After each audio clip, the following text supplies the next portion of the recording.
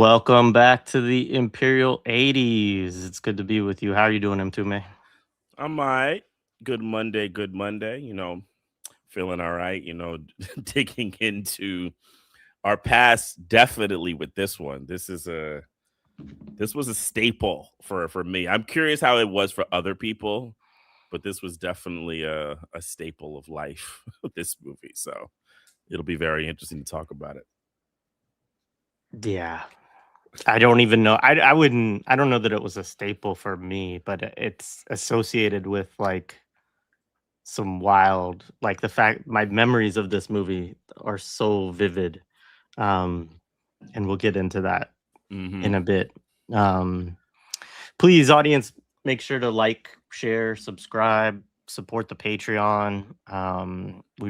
This is episode number 51. So Whoa, next week will be 52. We've been at that's it for a over a year. year now because we've taken a couple of weeks off over that period of time. So yeah, we're 51 movies deep into the Imperial 80s, and there's still a massive catalog of things that we could get That to, that's and that's the people are weird asking. thing about it. You guys sifting through the cobwebs and you realize, oh shit, there's like a whole other, like, it's like you're in your attic and it's like, oh, I Mhm. haven't looked through that crate yet. And then you realize that crate is full of like gems, or what's the opposite of gems?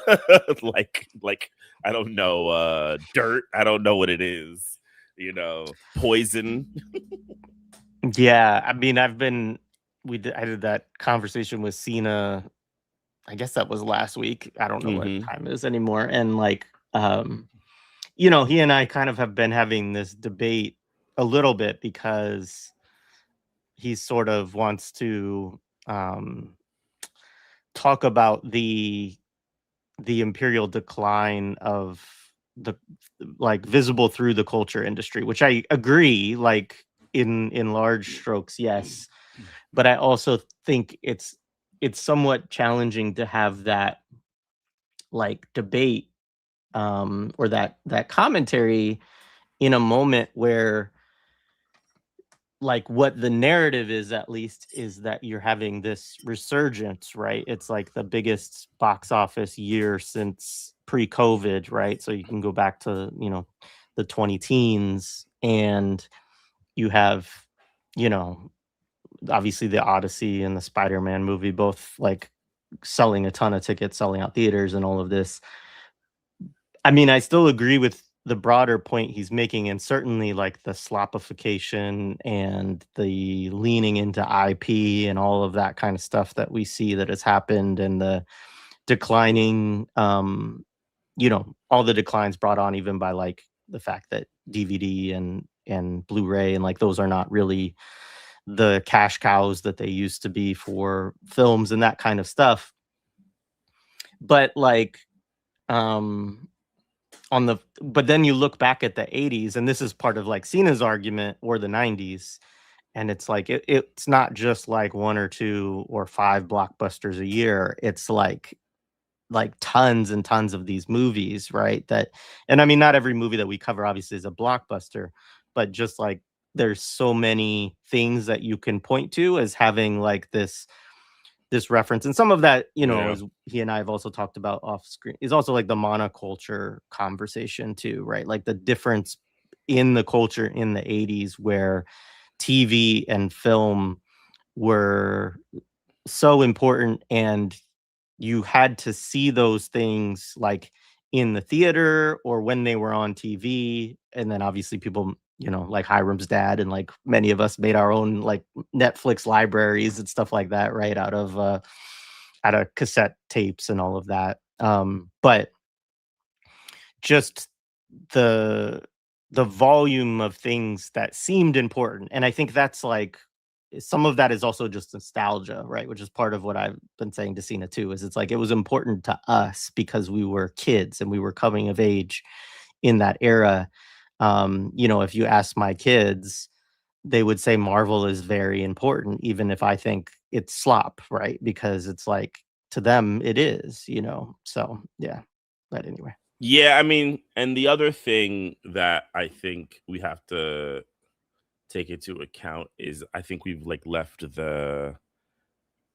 the somewhat passive audience existence to like the user experience audience kind of now, with how video games have kind of stepped up and went to online, um things like YouTube, and like kind of the self curation of what you can look at. And corporations are still very much in it. And I also do think, and I think it depends on how much they can develop the technology, even if it'll still be crappy, is like all these AI recreations of things. Like I remember maybe about 3-4 months whenever like I think DeepSeek really kind of hit the American, the US, you saw a lot of people, because they had easier access, making like fan fight videos, like Goku versus Batman type shit, Neo fighting, all of the Dragon Ball Z characters. So you saw this, and like I wondered what the age range. And I talked to a friend of mine, and he was like, no, a lot of them are like pretty young who do these things. And I remember talking to another homie, he was like, yeah, I think there's even to a certain degree that Hollywood also believes movies are dead, and they want to go to user experience type stuff, and how could they perfect that and use the movies as like a funnel to get people into the user experience, which is interesting because that's also part of a plot line in the movie towards the end, with what he wanted to create with the digital comic book, which we'll get to when we get to the movie, which is very interesting. But yeah, I do think the idea of the user, because they know it takes more time. And I mean, I don't play video games. I haven't.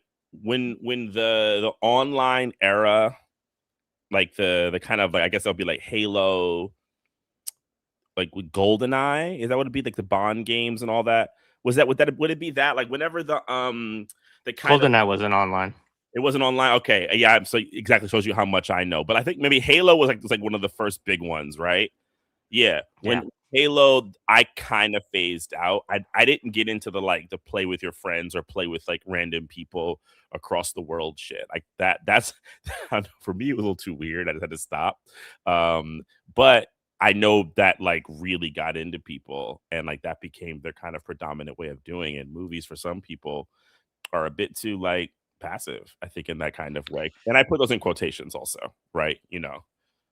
Yeah, and I don't mean I mean I don't really mean to get into a whole conversation about contemporary, but it would be fun to do that with you, like in more detail at some point. But the to what you brought up, like two of the biggest movies this year before like the Odyssey and the Spider-Man movie were Obsession and Backrooms, both of which were created by YouTubers, right? So Right. like this is also, and like my kids were not necessarily Obsession because I think it's a little too like dark or whatever for them, but even my 8-year-old was like, and we didn't obviously take him to see Backrooms, but like he knew what it was and was excited about it and knew that like he was fully aware of the kind of online lore of Backrooms as an 8-year-old, which is just wild. But that's the way kids are these days. I guess that's similar to me at 8, knowing what Bloodsport was. You know Yeah, what I'm saying? exactly. Like, Yeah, no, and like exactly. I had no business, even though I watched that movie at 9, 10 all the damn time. I had no business watching a movie called Bloodsport before I was a teenager. Bloodsport. Yeah, Yeah. we'll have to hit that one soon. Someone mentioned Van Damme in the chat. Shout out to Sean Claude and his Yeah. splits.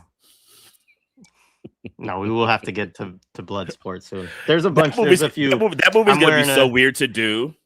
I'm wearing a Transformers Ah! movie shirt. It's the 40th anniversary of the Transformers movie this week. We'll have to do that soon. They're gonna I have re-release it. the I have the Blu-ray.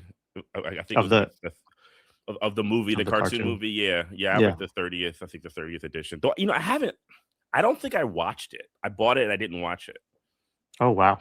I haven't seen it in a really, like, because I had taken out of, I was looking through my Blu-rays the other day, and I saw it and I was like, I actually don't think I've watched this still in like 15 years. I re-traumatized my now 17-year-old with it years and years ago. I don't think my younger one's seen it yet. You But got that's interesting too touched. because Transformers was really big for my older son because of like the Bruckheimer ones or whatever, Michael Yeah. Bay, Oh, whoever did so like Michael Bay, I um think. yeah. And So my bad. younger one has never gotten that into it because like those movies they're like old to him. You know what I mean? I mean, it's not quite like making him watch Yeah. like something from the 80s or 90s, but it's not that far from it in Yeah. his mind, you know. So, Yeah. all right. So let's get into this. So, what are your early memories of this film? So this is another one of those movies that I don't really remember a world without it. I was 8 when it came out, so this came out in 88 big. Tom Hanks movies played a lot in my house. I also have this feeling, and I wouldn't really quite know how to, but I'm sure I could figure it out, that Tom Hanks movie, especially his comedies, were on cable a lot. I felt like he was a heavy cable person, so like Turner and Hooch, Dragnet, and like those kind of comedies like played a lot in my home with my mom. Um, and then my mom liked Big, and part of the reason why I think my mother liked Big is my mother used to work for ABC News. She was not in like high corporate at all. She was part of the news team. It was very like, I would say at best like aiming up to a middle class position, but very like entry level position. My mother didn't have like a bachelor's degree at that time or anything like that. It's like when you could get like a decent job to pay your bills and have a 1 bedroom apartment with like an associate's. Um, um, but a lot of those people and that kind of like upper, because my mother lived she looked like on like the kind of, I would say, more lower middle class section of the Upper West Side at that time. It kind of reflected, I think, a little bit of people that she knew a little bit, or even maybe had an aspiration. This because I forgot how much of this movie is a yuppie movie. I actually forgot. I didn't appreciate that it's probably more a yuppie movie than anything. Um, I think as I'm thinking about when they're little kids and the kind of like Jersey, like middle class, right? But no, the movie takes mostly within like yuppie social concerns, I think. And I forgot about that. So, How would you describe yuppies to people who don't really know what that is? so I think in yuppies are a kind of like social, you probably would say yuppies range from like a kind of pseudo bourgeois to petty to like aiming to petty bourgeois, but really like mostly like managerial class people, right? They're in New York, they were in like administrative positions, right? In companies. So, and usually in things like media, right? Or more cosmopolitan industries or things like banking, right? Though banking probably would probably be seen a bit more like nasty a little bit. Definitely not like in stocks. Those are seen to be like a different type of like vibe. We'll do that next week with like Wall Street. But like, yeah, in places like, you work for a media company, a toy company, right? You live in the Upper West Side, you're social. So you go to like dinners in like, you go to like Tavern on the Green, you're like on the rise. The hope is that one day you'll get like a really, really good job. You send your kids to, if you can, to a private school, or you move to a neighborhood that has good public schooling, so forth and so on. The kind of like, social yacht clubs, racquetball, you're trying to kind of get there, but you don't quite actually have it, right? Like you don't really have it. It's a lot of fake it till you make it type of stuff. And um I saw a lot of that when I was growing up. Granted, I didn't have any of that, but the way New York was kind of comprised at the time, especially um, in certain neighborhoods in Manhattan, the schools were kind of packed. So like the school that I went to, you had yuppie kids, you had like lower working class. It was kind of all punched in. There was a kind of like busing that kind of happened. They wouldn't call it that, but I mean, literally, it was that actually into like a centralized school in the Upper West Side. It's now been totally like cut off, and now it's totally like just the yuppies who live in the neighborhood. If you look at how it's changed, but there was like this big kind of mix, and the neighborhoods were different too, because especially in the '80s in the Upper West Side, you definitely had like people who had some cash and people who actually who like kind of gave you the semblance of cash but didn't really have any, and like living next to each other, right? So it was like these different stratifications of like who had money and so forth and so on. So it's very odd. So this movie, you don't see that as much as it's an expression that people from New York who are living a certain kind of life would totally recognize. And I don't want to say the film is accurate as much as like it's that expression of those kinds of like ways that they're trying to beat. And it's very thin. They don't have a really kind of like rounded, but it is their like, we'll get into it. It is their social concern, especially around like dating, their own development. I think as like a class, or they wouldn't use that word. I don't know what they were, a social group, right? There's definitely that. And these movies are like rife throughout the 80s. I mean, we'll do something like Fatal Attraction next. That's like, to me, like soon. That's like Yuppies in Crisis. I call it the Yuppies in Crisis movie. And in the early 90s, those get really big though, with like Unlawful Entry. Those get huge. The like, the yuppies, they're a little too, closed off, and then the infiltrator comes in. What was the movie with Michael Keaton, Pacific Heights or some shit like that? Remember that one? And it's always some guy comes in and fucks up the marriage. It's like the same, it's very, very weird shit, But yeah, but like not to get too divergent. Yeah, that's kind of what this movie, and that's kind of like the yuppie. It's a very much, and I'll say lastly, they're usually centered in New York, because New York, and we'll talk about it. While LA is the entertainment capital, this is a thing of New York being the business capital. And our next two movies really will deal with this actually. And this has to do with that kind of like business capital type of thing. And like, I think in both movies, this kind of that like business has lost its way type shit. And this deals with it in a particular kind of fashion. Yeah, thanks. Yeah, I looked it up. I mean, and obviously I was familiar with the term growing up, but it wasn't so much because I grew up as rural as I did. Like it was always something that was like elsewhere for me. But it stands. I guess it's actually short for young urban professional. Yep.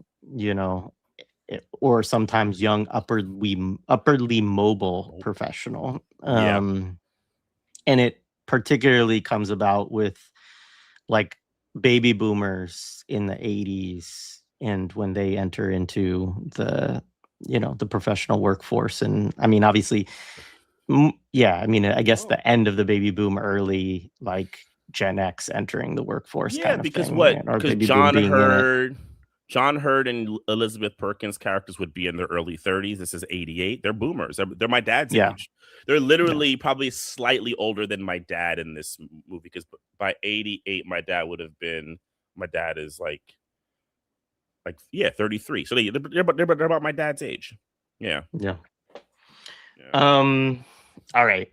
So memories of this for me. So this is actually the first movie I think that we've done that I know for a fact that I saw in the movie theater. I remember seeing it in the movie theaters. I remember the lead up to seeing it in the movie theaters. I remember that, I was 6, almost 7. And my parents had started taking me to movies occasionally, and I wanted to go to movies. That was a really exciting thing to me in the 80s, especially growing up, as I've mentioned that I did, at that point, very rural, setting with 3 channels. At that time, no satellite or cable TV yet. Um, and so the idea of going to the movies was a big deal. And I remember seeing like I think I saw the trailer for it, and this, playing with all these toys and stuff like that. And I was just like, yeah, I want to see this movie. And I remember my mother and my father doing their research on the film. My mom calling my godparents, who had already seen it, or I'm not sure if they had seen it or if they knew somebody who had seen it, but like that it was okay to watch, which is funny. So like one thing to just say is this movie is rated PG, which of all the movies that we have done or talked about, I think might be the worst rating of a film. Um, and so it gives a good window into like what the really messiness of like a PG rating in the 80s. Um, I mean, I think we should talk about this film in a lot of ways, but one thing I will say is that the experience of watching this film as a child is very different from the experience of watching this film as an adult. And I don't mean it just in like I mean it in multiple ways. I mean, there's the passage of time and the way I look back on it and be like, "Holy shit, this is fucked." Right? But then there is also just that like for adults, this movie is essentially like a rom-com. Like it's a messed up one, but like that's basically what it is, right? But for kids, it's a weird like fantasy movie about adulthood. Um and so like the multiple layers that this film operates under are like so problematic as a film. And so my experience watching it as a 6-year-old was like, probably deeply traumatic, but I didn't register it in that way at the time, right? Like, this movie probably fucked me up in multiple ways, some of which I remember, like the scene that we will get to where, you know, the 30-year-old woman is telling the 13-year-old boy to stick his hand on her breast, and my mom's reaching over you're yelling over to me like, "You wanna go get popcorn?" Which my parents never offer me because they're cheapskates. Love my parents. But but they didn't like, stuff like that, like movies and like popcorn and candy and stuff like that. They would be like, "That's we don't need to spend money on this expensive stuff. Like I'm taking you to the movie." Um, and but now suddenly my mom wants to offer me popcorn because she's worried that like a full-on sex scene is about to take place. So we'll get to that I know I'm preempting like the big reveal of the scene, but so my experience as a child was like, holy, like this is some shit. Like I'm getting a window into worlds that are unknown to me right now. Um and I think we'll talk about it, but I think this movie had really like toxic implications also as us for kids in terms of like our expectations of what adulthood and like entering the job market and all of these things would be like, as well as obviously relationship stuff and things like that. um but then you watch it for then but you have to raise the question like of who was this movie made for? Like, and I was like delving into like some of the Penny Marshall and the making of stuff. And, they just kind of talk about it like it's this quirky thing. Like everybody was doing these movies in the 80s. There were other movies like this where it was like a swap of, old and young, or like obviously we've done Trading Places. Like this is kind of like an 80s thing, this idea of swapping places or a body change movie, basically. Um, and they don't really deal with that question And I think probably they're entering that on a fairly kind of like surface level of like, okay, we're trying to appeal to multiple audiences in different ways, but it ends up producing something that I think is just one of the most fucked up movies that we have done. And we've done some weird ass stuff. Well, the thing to kind of add, and then we can get into the making of it, is that I did watch it as a kid, but I probably watched it more as a teenager. And it's to Jared's point, because he's 13 in the film, and he's 13 and he becomes a 30-year-old man, he's able to produce the kind of existence that you're told you should not do when you get 30, right? And he's successful at it, and he's like not only successful, he's like the greatest 30-year-old ever, right? By living in a loft. And like, I guess particularly because I grew up in the city, like having a loft downtown, especially as a teenager, was like what every like 15-year-old wanted, with like a damn trampoline, right? You can while out, play toys all day and your job. And then like, yeah, we'll get to the part with like him and Elizabeth Perkins. It's just like the fantasia of it. It's very like intoxicating to a certain, and like I do have a theory. We'll get to it, but I actually do think this movie has to do with the very strange yuppie self criticisms. And because this movie is co-written by a woman, which we'll talk about, and directed by a woman, I think it's a very twisted message that they think that they're sending to men of their age as well. Yeah.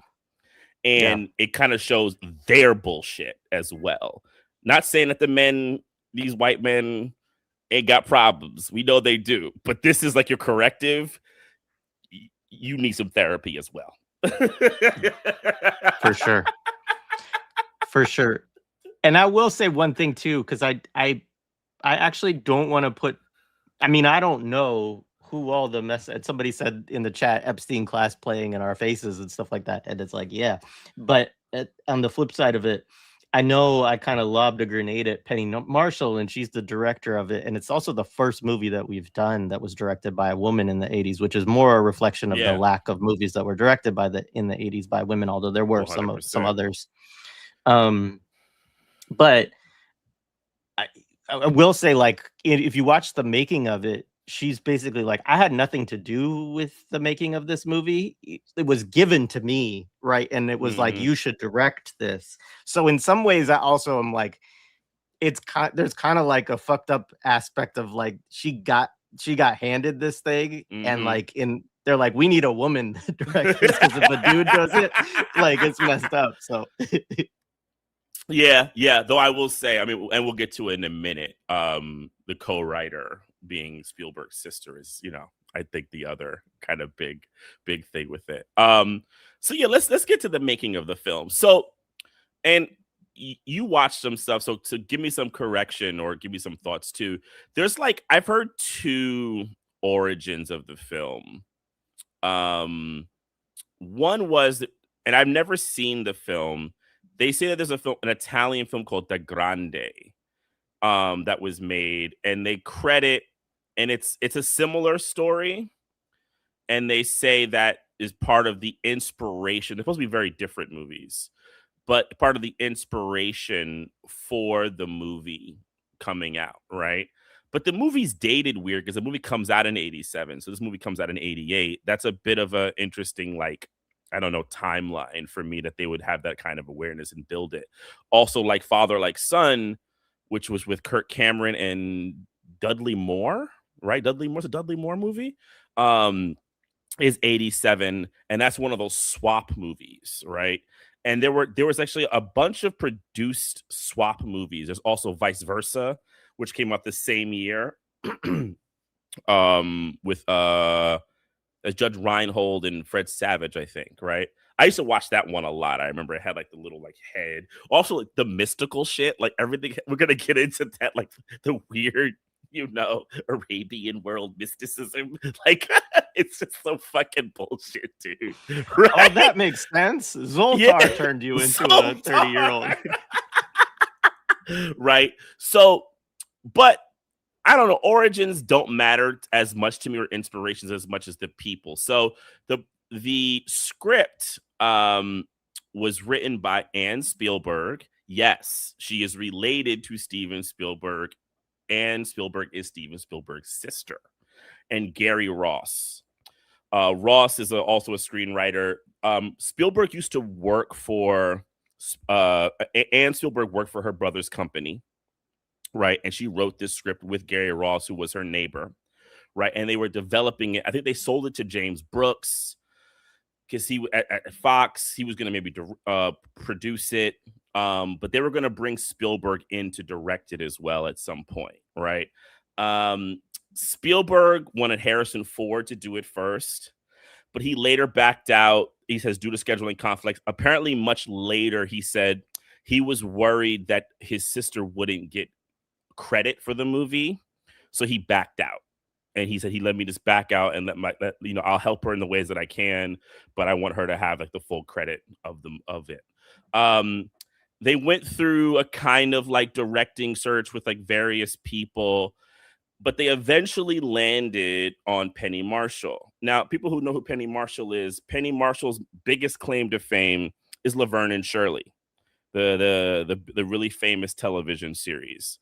And she started because Penny Marshall, also to be very clear, comes from a kind of Hollywoodish family. Her father was like in smaller industrial films. He was a director for that.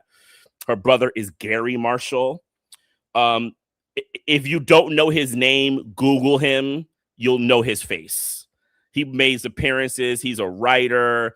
Gary kind of helped her transition into directing a little bit. She directed some Laverne and Shirley episodes, did like more TV stuff, pilots like throughout the 80s and stuff like that.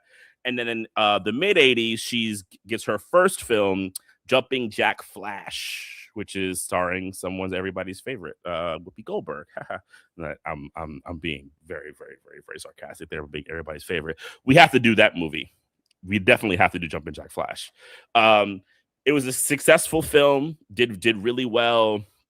It got Marshall a lot of attention, and kind of similar to what.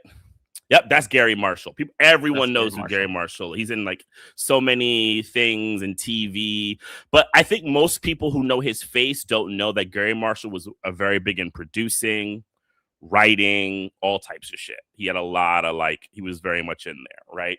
So Penny Marshall, they, like Jay kind of says, they come to her as saying like, hey, we got this script. And apparently, like, everybody had been turning it down, not just directors, but also actors. And she found that out later once she got the script, that like everybody and their mama, once Spielberg said no, just wouldn't sign on to it, and everybody they went to. Now, there's a lot of people they offered to. Just think of all the ones that you would kind of know from the era. There's two that I think are just really important to highlight. One was a very short-lived one, was Andy Garcia. And it was offered to Andy Garcia. And then this was the note from the studio executive. The studio executive said didn't want to spend $18 million for a kid to grow up to be Puerto Rican.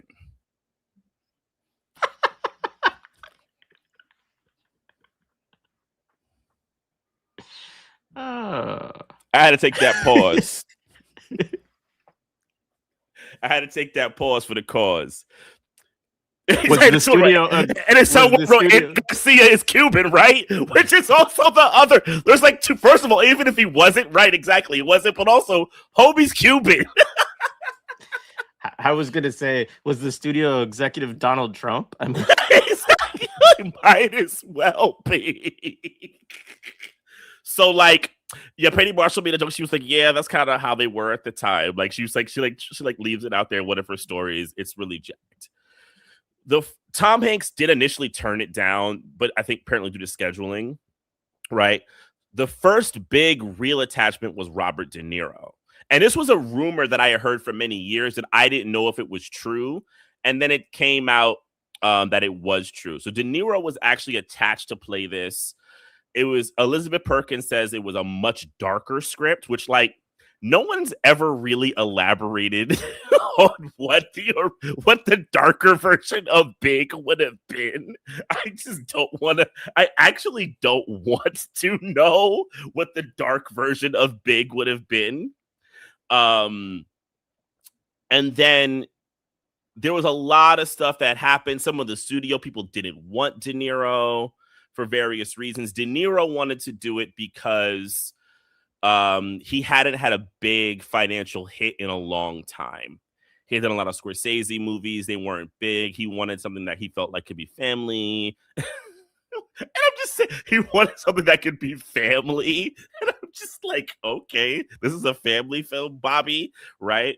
The studio wanted Warren Beatty. They were flirting with him. De Niro got mad, and then De Niro left the project.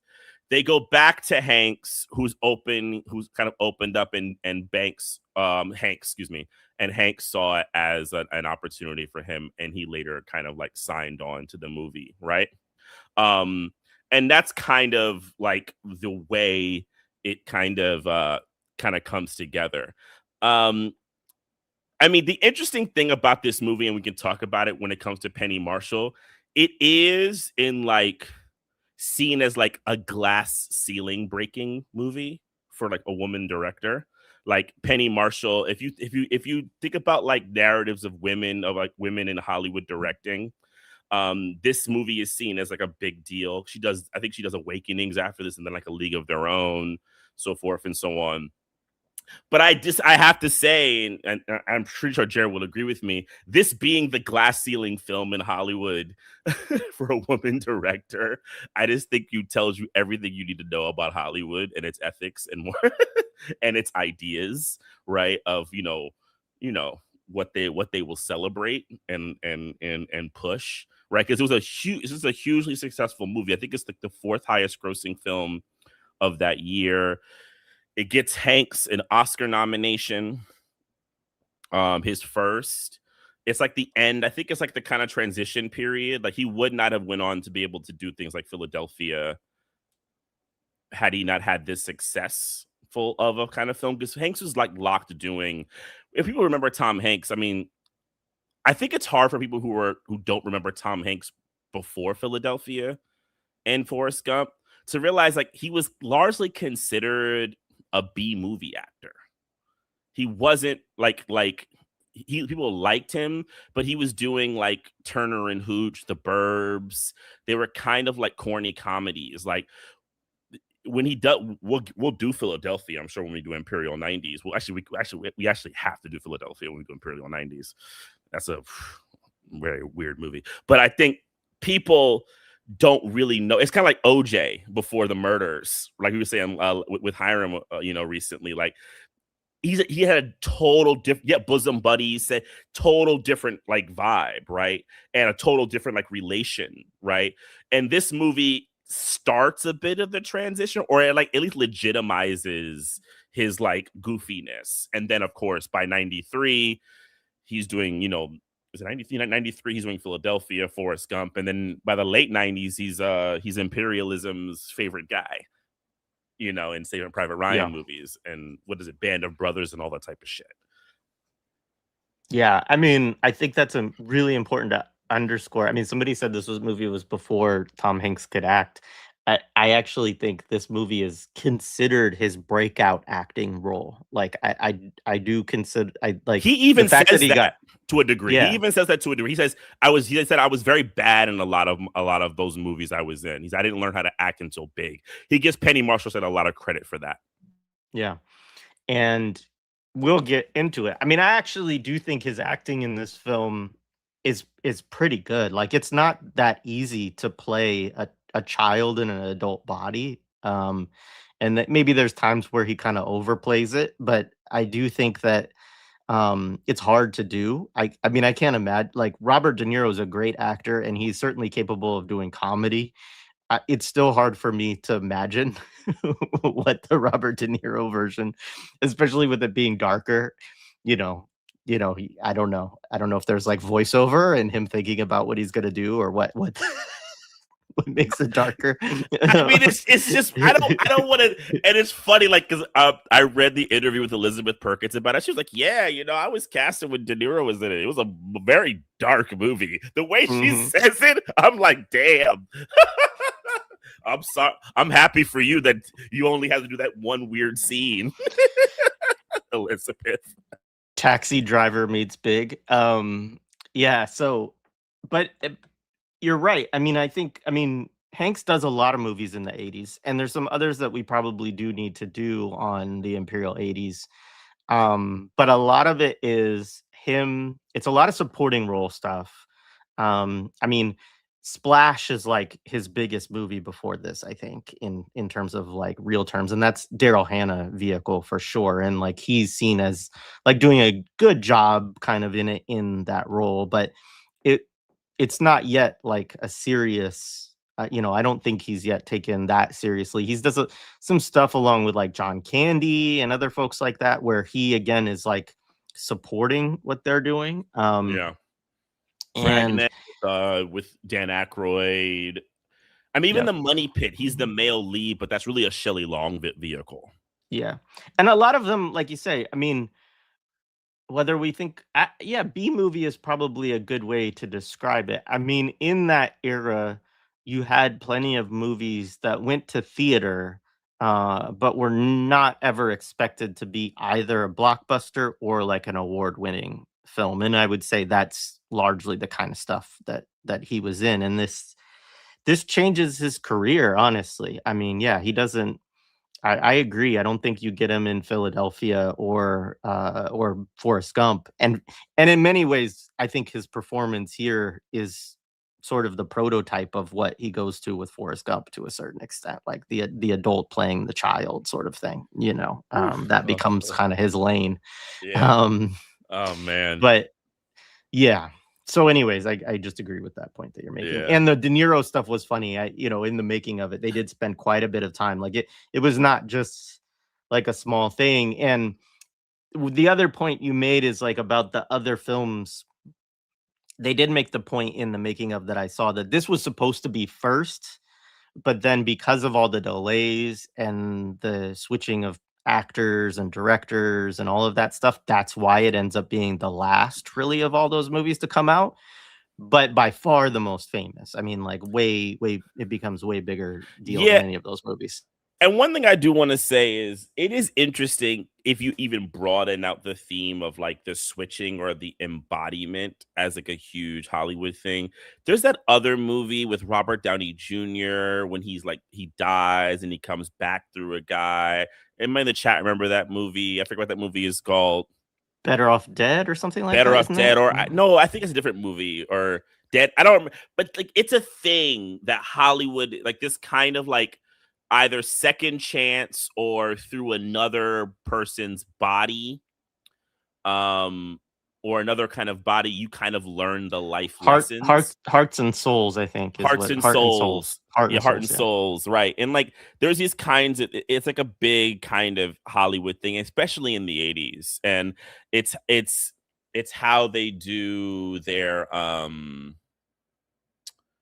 it's like a morality tale. It's how they kind of like learn their morals. And also like as like a weird, like I think class, they wouldn't say class, but it is a class, social class, like disciplining feature, right? Because that's how like those movies like Vice Versa always were, right? The dad's an asshole, the son is this, the son gets the experience of kind of like learning how hard it is to be his dad, and the dad learns that he should probably be a little bit nicer and more chill to his son, and then they come back and they all love each other, and it's everyone's learned the life lessons, and it's like these weird disciplining things for like kids and adults. Yeah, is it Freaky Friday? Like, what are the ones? There's Freaky like Friday, all these the ones. Parent Yeah, Trap, right? The Parent yeah, Trap, is that another one, right? Like Freaky yeah. Friday, they'd have them for the young women as well. And then of course they do the remake of this with in the aughts, or no, the aughts, right? With Jennifer Garner. I 13 did going not. on 30, I 13 going on Oh, 30 or something like that, I right? do remember Which that they name. Yeah. which I haven't seen, but I was told they don't have an Well, intimacy scene in that way. well, that is the thing. Like that and I don't know. I haven't seen all of these movies, but to me, like I have seen a lot. I've seen the Freaky Fridays, like these types of movies, um, and a number of them with the swap. There is something particular when you go far enough down that sexual road, I think that becomes really disturbing and it stops being like oh, it's cute that we switch bodies.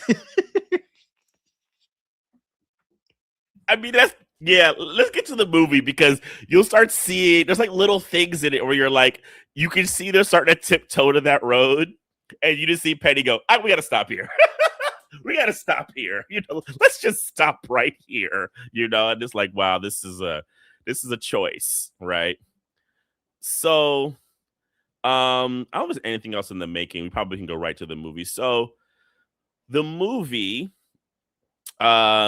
begins. Oh yeah, you start with your two homies. So one thing I do want to say, the two young guys, one is played by a guy named David Moscow, who's the young Baskin, and the other guy is Jared Rushton. I actually have known David Moscow for a really long time. He's an interesting guy. He like did movies for a while, got out of them, came back. He was actually a producer for a long time, um, and did a lot of interesting things in that kind of way. He had like a business thing with Lin-Manuel Miranda. Hollywood is a very interesting place, but I've met him several times over the years. And but yeah, and it's funny. He it's so funny talking to him about this movie some years ago, and he was like, yeah, it was like an albatross for him for a long time. Like he couldn't get a lot of work because he was known as like the big kid, and then he then did the thing of like turning it into every opportunity he could get as known as the kid who wasn't big. So yeah, the movie starts off right with the two young friends, and I mean, I don't know, like I could probably do like a large Broadway, and then we can kind of go into it because like it's like a very like opening like montagey type of thing, kind of opening you up, right? Because you first get the video game, right? And the video game is like this like test, right? It's like an ice game, right? And he Tavern has to. of the Wizard. Is it a real game? No, right? No, It's a fake game, no. right? There were a lot of games that were like that, but I remember them. they Yeah, actually I read that the reason that it's not real is because of the technology at the time, that if you filmed video games it would look crazy on the screen, and so yes, they had to make it like basically prompts that they could put on the screen that essentially. totally makes sense because it's probably also. I wonder if they did any I mean, if they did any like cutting out of the frame because yeah, those older definitions of those old monitors would cause a lot of flicker. So they probably couldn't do that. So yeah, the movie starts off. He's playing this like game, this like test, the Ice Wizard, right? And it's funny watching it again, and he has to like do this like test, and the way the film kind of constructs itself, I think all the way through like the first like 10 minutes, because the film was also very sleek. I didn't remember it being this sleek, but it's very sleek, right? In terms of like his time as like a young kid in the beginning. It's kind of constructed around this idea that like he's having this like young person's test, and he's gonna be the surrogate through a certain type of like test of like young manhood, especially when you find him at like 13. So this is like his like pubescent test. And I mean, it's I don't know, Jay, what you want to say to that. But that's kind of what I was thinking about it from the beginning of it all the way through when he becomes Tom Hanks. You're seeing this like pubescent test, and they're starting it, and they're giving you all the like little things that in his pubescence that he like is contending with. Yeah. Um so first things, just things that stick out, like his his parents are calling him to come do the garbage, to take out the garbage, right? So it's like his chore. This is like so. I mean, it is wild to watch this because I'm like, fuck, this was me as a kid, and then I'm like, damn, this is my kids as a kid. Like this. There is something kind of absolutely correct about the child wanting to play the technology and not being able to pull themselves away from it, and the basic chore being left, and this being like a real point of frustration for everybody, obviously for the parents, but you're given it through the kid. So like obviously, that's the first thing, is he's mad at his parents for not letting him just play, right? And he has to go do his chores, and he loses to the wizard because of his hesitancy, right? So they actually mess him up and make him lose the game. But yeah, other things it shows is like, oh, go ahead. You want to say something? That hesitancy point, I think, is really actually like major. The fact that he like, I don't know, like so when I watched the movie, I'm like, this is like a big like pubescence with like 30 life crisis. It's really weird in that kind of like, I'd be curious what Laura would say about this. I actually would really Yeah. love her opinion, because equating a kind of like 30 life crisis in this kind of yuppie way with like pubescence, and the idea that you're being hindered from making choices by like external factors, and the fact that they feel like socially hamstrung. Mm-hmm. It's just Yeah. weird. It's just weird kind of thinking, It's like, it's very much an Yeah. admission. He's also at this point 12 because he has his 13th birthday later in the film, which I mean, whatever, Right. but like No, but it it's makes even points. he's preteen at this point. Preteen. Yeah. And so other things it shows, there's the stickball game with him and Billy. Billy hits a nice, hit, whatever.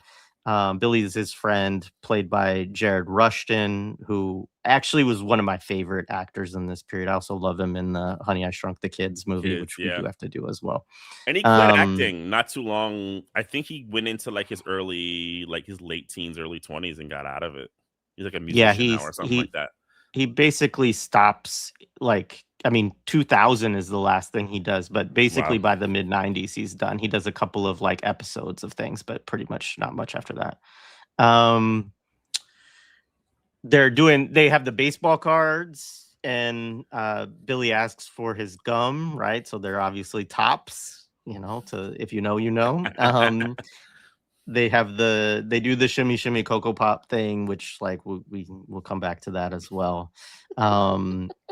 They have the walkie talkies, right? And I also just have to say that walkie talkie, like especially Spider-Man walkie talkies, did not work this fucking well. But no, but their houses are supposed to be like right next to each other.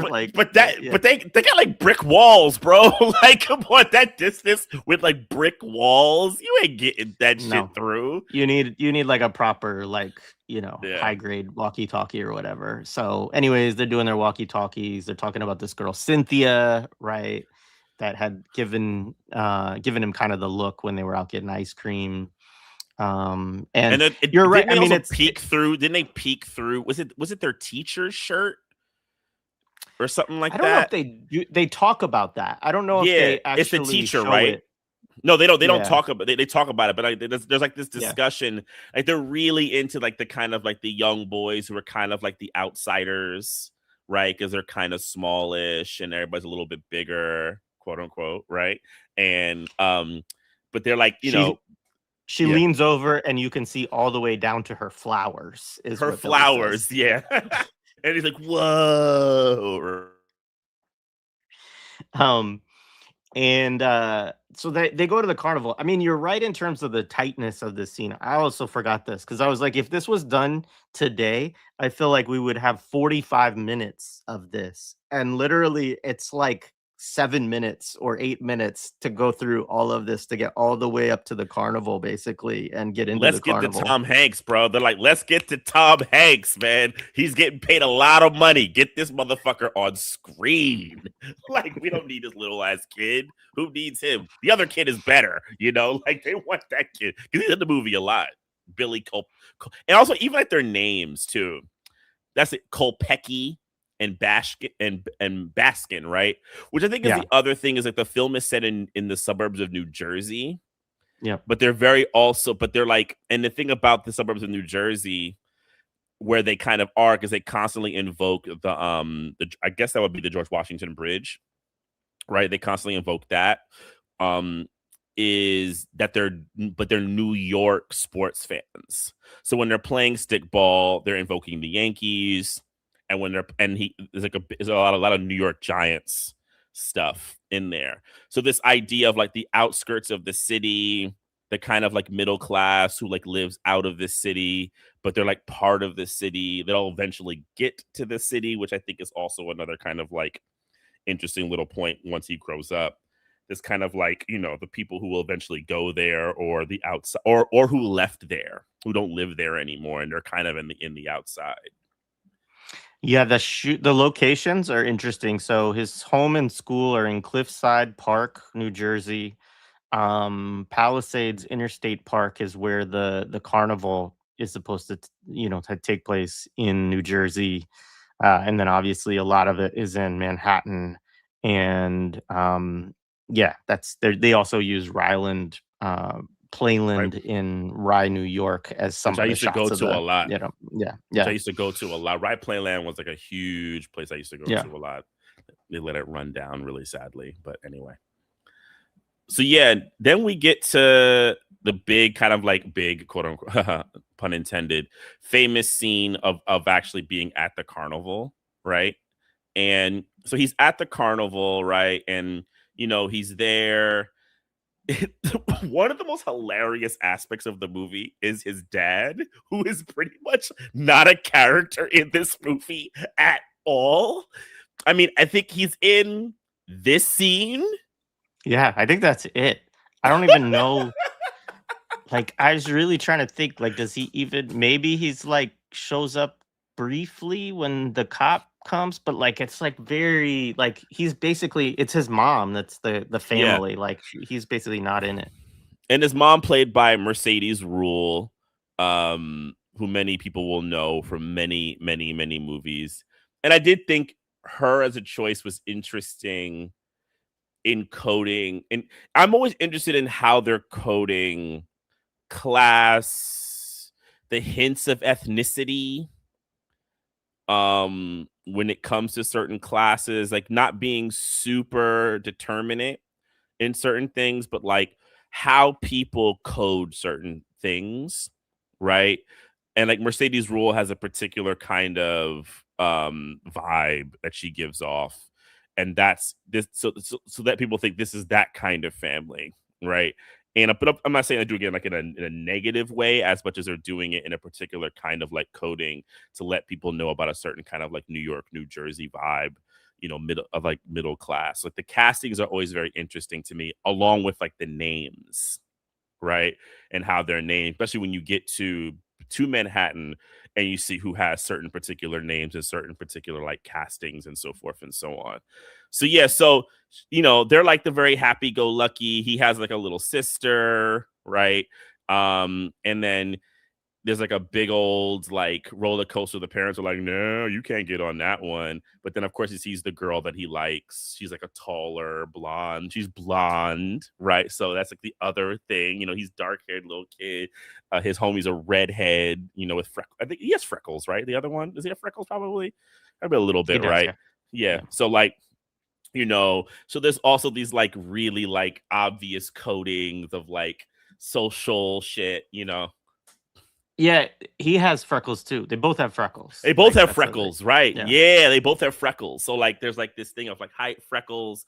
They like she has a little brother, the woman that he likes, the girl that he likes, but he's like a little nerd with glasses. So there's like nerds who are kind of but she's very nice to him. So there's like this possibility that she might like him a little bit, so forth and so on.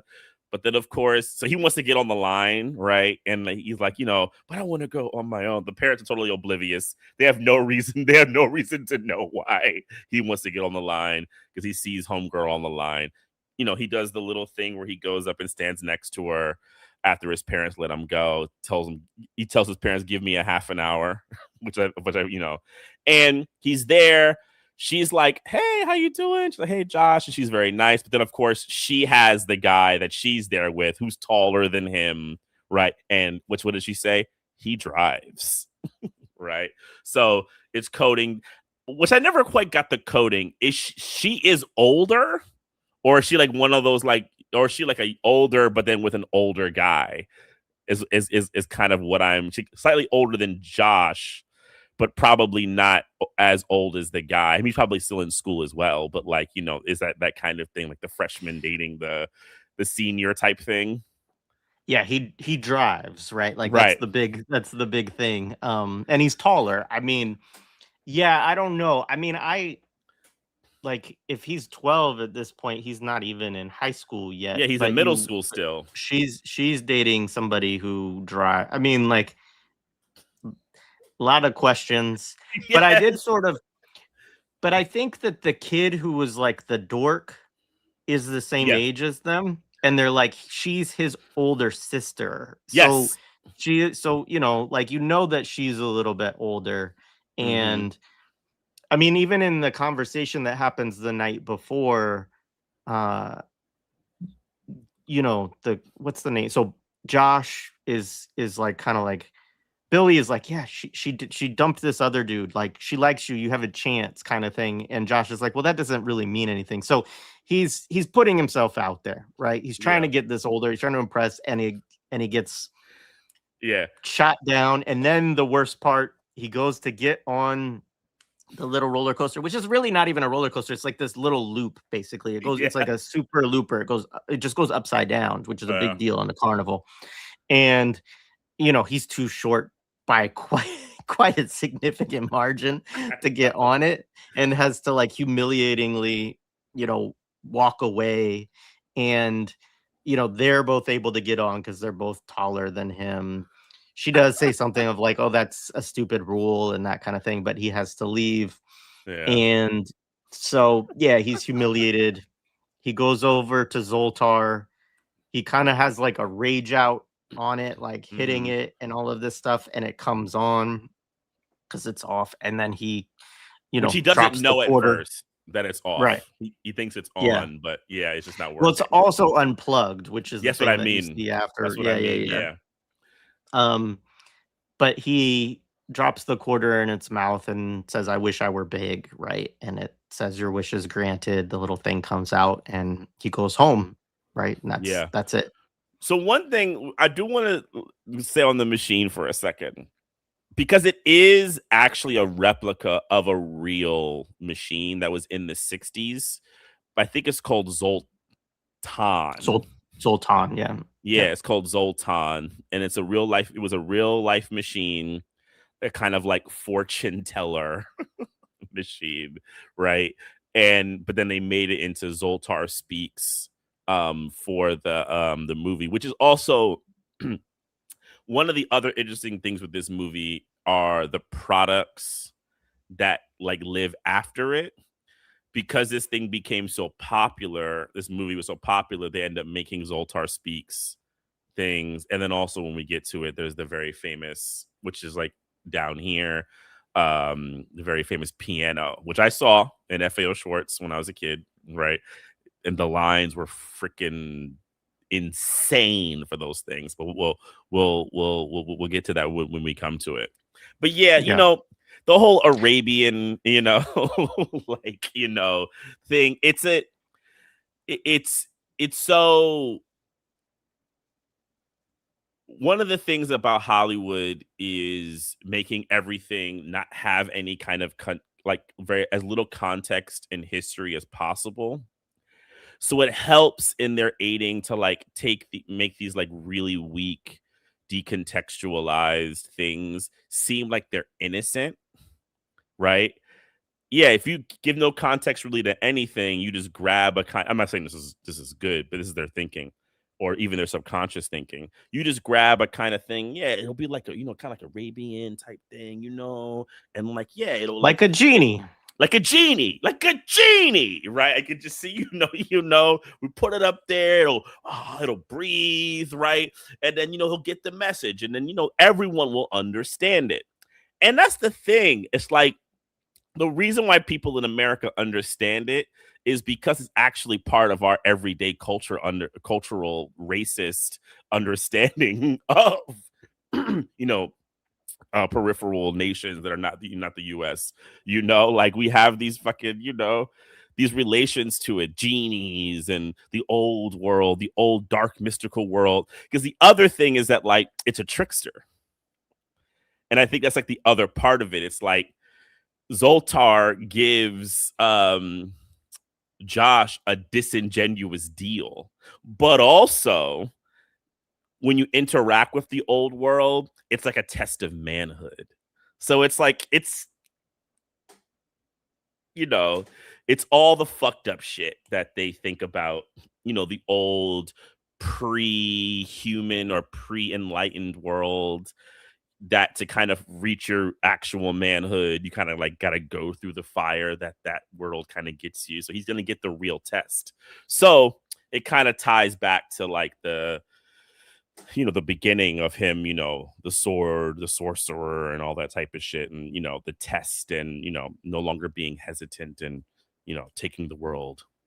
It's just fucking wild shit. Yeah. So, I mean, like to the point that you made a little bit earlier on the marketing thing, just in case this wasn't like totally clear to folks. Now, if you go to a boardwalk on the East Coast and probably other places as well, you will see a Zoltar machine, and that is because of this movie. Even though there were those machines before, there was Zoltan, and then there was also one other one. I forget the name, but then it was like in 2006 that somebody like bought the rights to all of this basically and was like, okay, we're just gonna. So for now, for like 20 years, we've had these things, and it's just funny because it's like the reference point of it is actually big, but then it's like big is drawing on this other thing.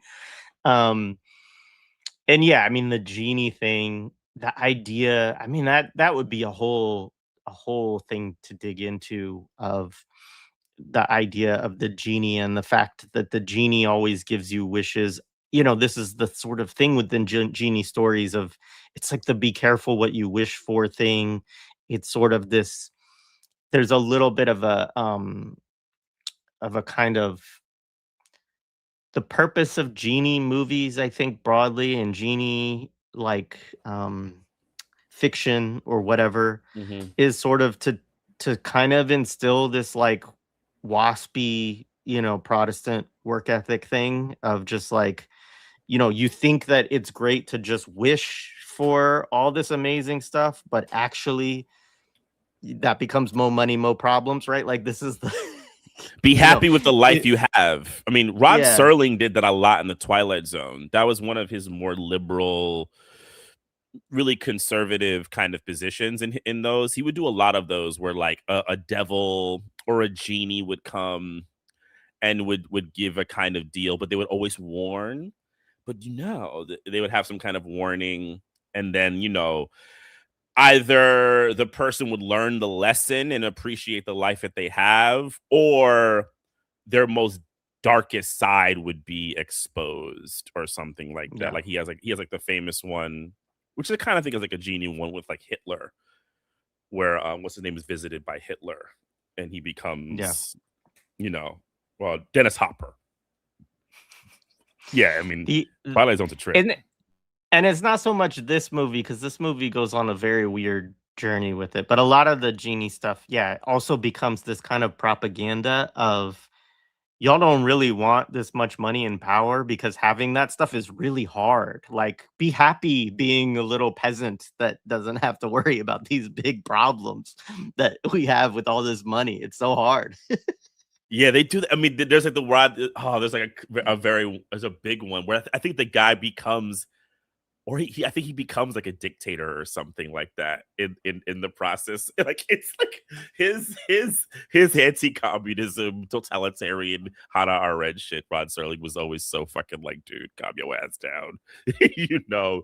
Oh man, but yeah, but in this movie they use it to kind of like the trickster, right? And like, which I think is interesting because then when we get to when he becomes an adult in a minute, how his experiences are early on, the kind of like trickery, and like when he goes with like the low lives, and I put those in quotations, the kind of world he kind of has to go into. Yeah, and also like I did want to say this. Like this movie, I think also very much precedes Home Alone, right? Because McAllister always has these wishes of I wish my family would disappear, right? And Yep. then they do, right? Even though it's not magic in those films that makes that happen.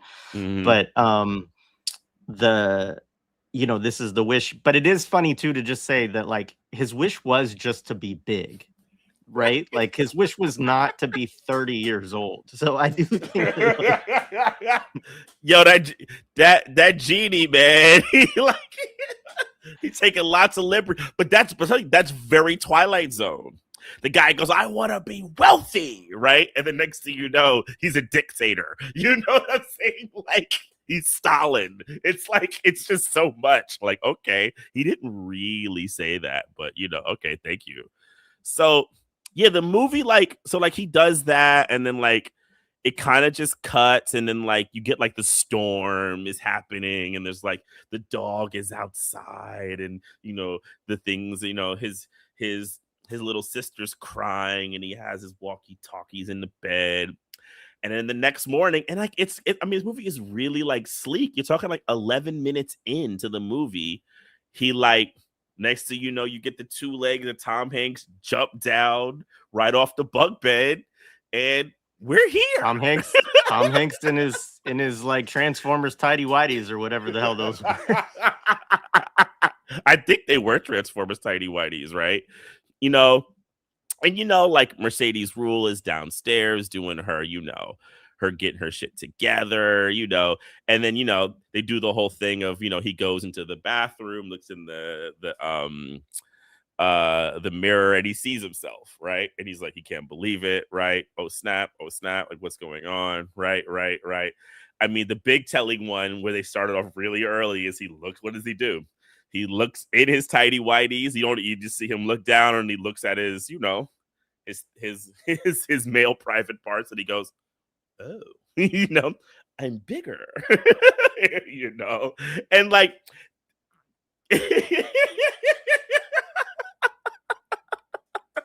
I know it's just funny because like you already know, like I'm always thinking about like when they were making this movie, when they were like, how far can we go? And then I try to think like Robert De Niro, like what type of shit would he have wanted to do? I'm so glad that never happened. We don't need this movie. We didn't need that movie of De Niro trying to do his Stella Adler version of Big. Exactly my point. So having the De Niro version would have been 80 times probably more traumatizing. Maybe it would have failed and no one would have watched it. Maybe it would have been better in that kind of way. I don't know. So yeah, like he's like, checking himself out, obviously trying to like hide from like the mom. She's like asking him to do stuff, tried to put on his pants. It gets very physical comedy-esque, Tom Hanks, right? She wants to see, like, he like throws his little sister, I think, she has to bring the sister down, throws him into the thing, and he puts on like his dad's clothes. Right. You never see the dad again. He goes to the grounds for the whatchamacallit, the fair, the carnival. Yeah, the carnival, and it's gone. And you get like the really big George Washington Bridge shot and all that type of stuff. And then he tries to go back home and plead to his mom, and she's like, she pulls a knife on him after like, because she thinks he's a robber. So one of the other things about the movie, and this is a logic thing, and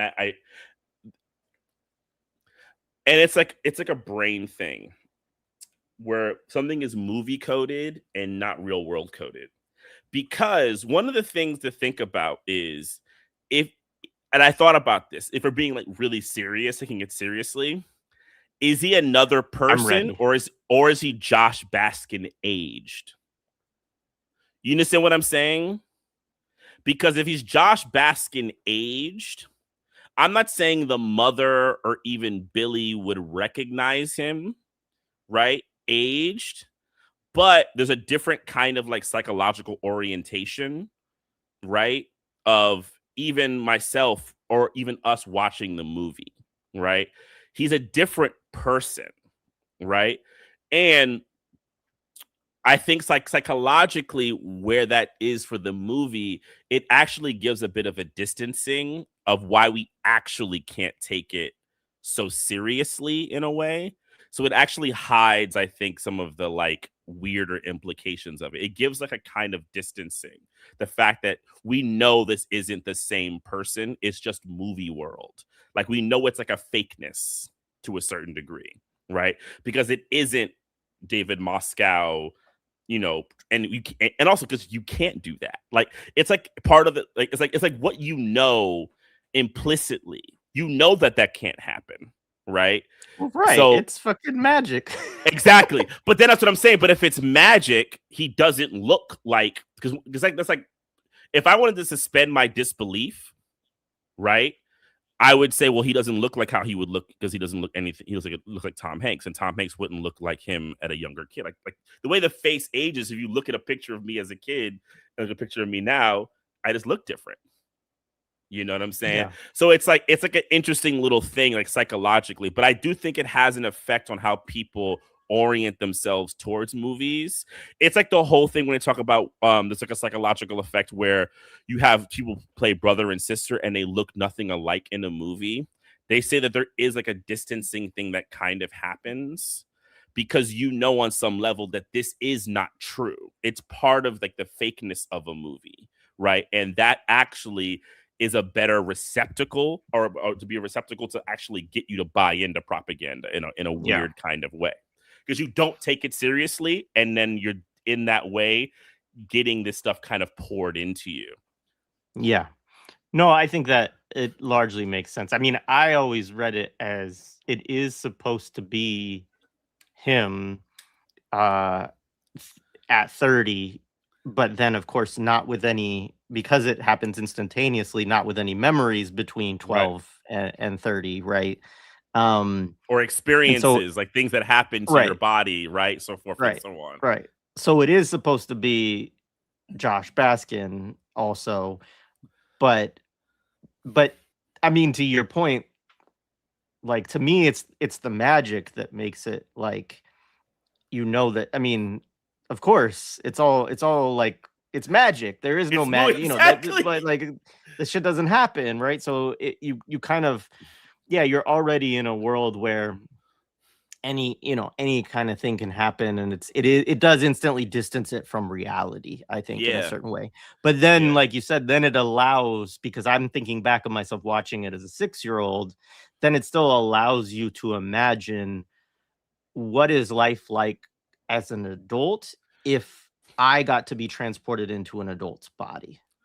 Because If the I other could just thing do yeah. whatever I want as a 12-year-old. Because the other thing, and Baldwin talks about this a lot in The Devil Finds Work, he doesn't also turn into just Josh Baskin older. He turns into Tom Hanks as Josh Baskin. And that's like the other like important thing. Like um Tom Hanks as a vehicle for you to kind of do it. He calls what the movie star an escaped personality. And it really fits for this film because he's like a Tom Hanks gets to be this different type of like escaped personality that we see go through something as if he was Tom Hanks, as if he was a 30-year-old man named Josh Baskin is really a 13-year-old boy. And it's just the way like it kind of works on you psychologically. It's a very, very like wild, interesting thing. Sorry, I needed to do that because I thought a lot about it during this movie and how these things work on people, especially and particularly on me, right? When I was like growing up. So yeah, he has a thing with his mom. She kicks him out, she loses it. I also think there's a little bit of the kidnap panic a little bit Oh, for sure. that definitely exists in the air. If people don't know, in the 80s, it was a big thing, which is probably why going into the 90s you have Law and Order Special Victims Unit and things like that, right? And you have like the case like the Freedmans in Long Island and all that type of stuff that I think really like affects this. So like the mom, that, and like the kidnapped kid and all that, though he's not kidnapped. They're like, stoking all the little things. Night Yeah, Stalker coming into your house, yeah. I mean, so yeah, I mean, the mom seems to be thinking that he breaks in, right? And he's like, "Hey, mom, da da da da," right? And she thinks that he's like a rapist slash like thief, right? Like she's like pulling her wallet out and all this, like, "I'll give you all my money," and then she pulls the knife out and all of this kind of stuff. And he's like, "Look, my birthmark." He's like pulling his pants down and doing all this stuff to try to convince, which I also think is a little bit interesting. I mean, I was doing the thought experiment of this, of like, would your mom believe you? And they're like, no, because that fucking can't happen, right? Like like there's no way that you wake up as a 30-year-old. Like That's that doesn't totally what I actually mean. And happen. that's exactly what I mean. Because you're trying to think um, about, what would I do? Why would mom believe me? Well, it wouldn't work because it can't happen. yeah. Um, but the kidnap piece, I mean, one, I would just say, great book, Stranger Danger by I know his last name is Renfro, Paul Renfro. I wanted to say Brad Renfro, but I was like, that's an actor. But Paul Renfro, Stranger Danger, and we did I read the book and did an interview with him years ago. It was really good on that 80s kidnap panic and so on, and how overinflated it was, how they made up ridiculous numbers. It was like 1,000 people a year, and they said it was like 300,000 kids that were getting, like, it was just totally kind of in just a wild moral panic that operated at multiple levels, but then infused itself through all kinds of 80s movies and 90s movies. What's interesting is that, yeah, I mean, you get the thing, which is actually, it was funny because I looked at some of the stuff people had written about this online as criticisms. And one of the things that somebody said was that if your child was kidnapped, which she does believe, right? The mother thinks that he has been kidnapped. We get to that later, but because there's sort of like a proof of life conversations and stuff like that, right? Um, and he writes her letters, right? This kind of stuff. That this would trigger the FBI being like very involved in recording everything, and all this. It's actually not true in 1988. Like, that's actually important for people to understand that stuff that's more of a 90s thing, that actually gets It's an SVU solidified. thing. It's an SVU thing. It's when they try to bring that in to kind of solidify Yeah. that new I mean, orientation. maybe by 88, but in the time certainly that they're writing this script, like, there was a bunch of parents lobbying Reagan for this stuff, right? And then there was, because the FBI did not have a central database of tracking the kidnapping victims. This was part of what caused the whole panic. It was basically left up to local police departments, and the FBI essentially said, "We don't want anything to do with that. That's local police work." And so it was a whole big push to get the FBI involved and to create these databases and all of this. And it's actually a buildup of, the whole apparatus of policing and the FBI and all of this. But what's interesting about that history is that the FBI itself actually fought against that at a certain point, because they thought it was beneath them, essentially, and that it shouldn't be their turf. They didn't want to get involved in it. Um, and they got involved as they got way, way, way more resources. So it became a way for them also eventually to get on board, to get more resources. But that the reality of cops saying, "We think your child ran away," which is what the police say to her in that quick moment, is most likely what would have happened in the 1980s. They would have said that. Like, there's no evidence. They did say that there's no ransom note, there's no, like, there was no break-in, there's no evidence of a struggle. Like, your child just ran away, which, and this became a whole thing, because also part of that whole panic was based on this panic around emancipated minors, which actually comes out of the 60s.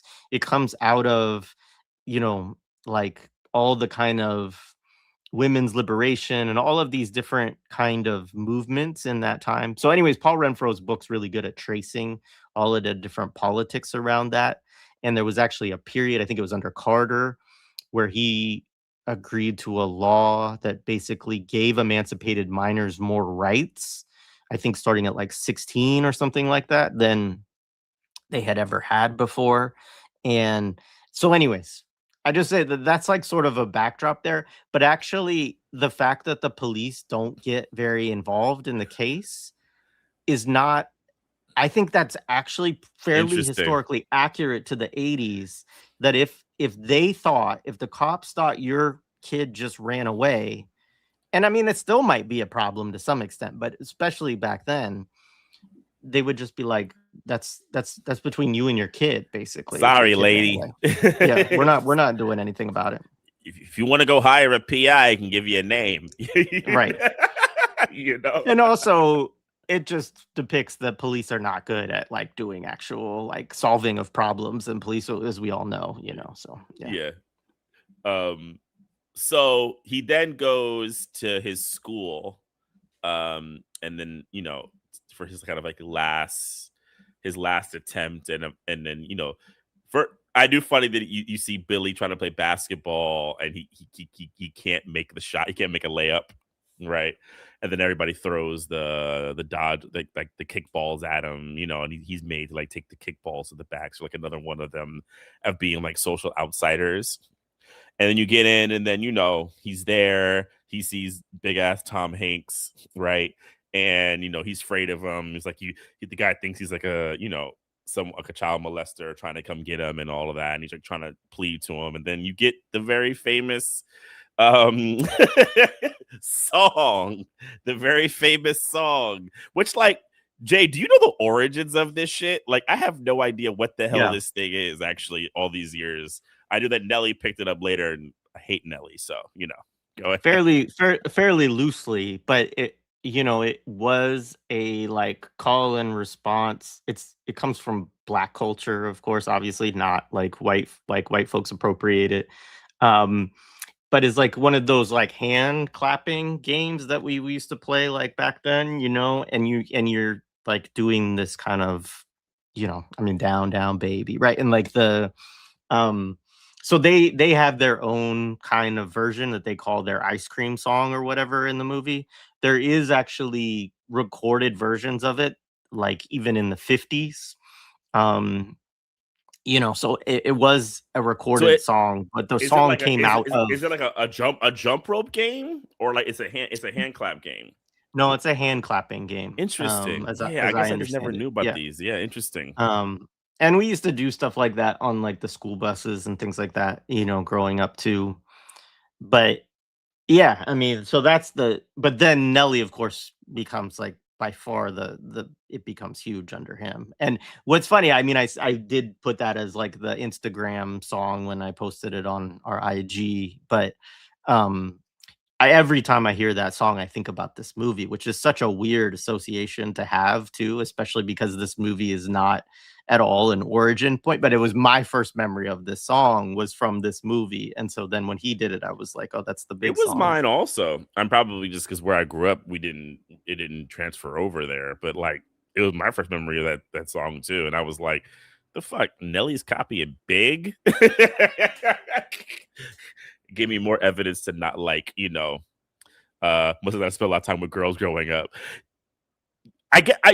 Yeah, probably. I knew other songs though. I just didn't know that one. Yeah, Yes, like that this one is I the just song. didn't know. Yeah, that's just the only one I didn't know, but I knew other ones. Yeah, that was interesting. But I do find it interesting that they would that like that's what they keyed on, right? Like the writers. I find that like an interesting like choice, like a kind of playground game. It's interesting. It's I didn't. also funny, like if you listen to it, and even the way that like Tom Hanks plays it, you can see a little bit of like he's trying to be like a white guy's imagination of a black like singer or whatever. Like there's a little bit of like I'm trying to play it cool like a black man, like. Yeah, which is very Tom Hanksy. That's like one of his things he used to do a lot. Tom Hanks. One thing I really hated about him for many years is he did loud and soft acting. So whenever he had to kind of like kind of push something, and he actually admits this, that he would do this kind of like loud affectations, right? And it's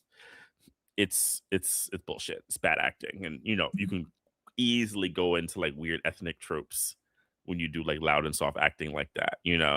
So of course this song lets Billy know, oh, my best friend, he really is, because that's the song that only we know together. And Josh, you look terrible, and like, I have to say, I actually really like him. I like him in the movie, Billy. He's like my favorite. Like he's like really, really, really like probably one of the people you watch the movie, you go, he does a pretty good job in it. So yeah, so he sneaks out some clothes for him, right? Gets him together, and they get on the I remember the Academy buses, man.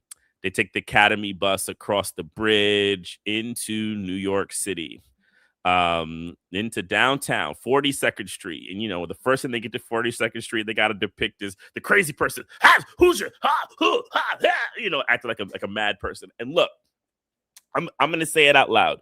Yes, 42nd back in the days, back then, was a whole different vibe than it is now, right? But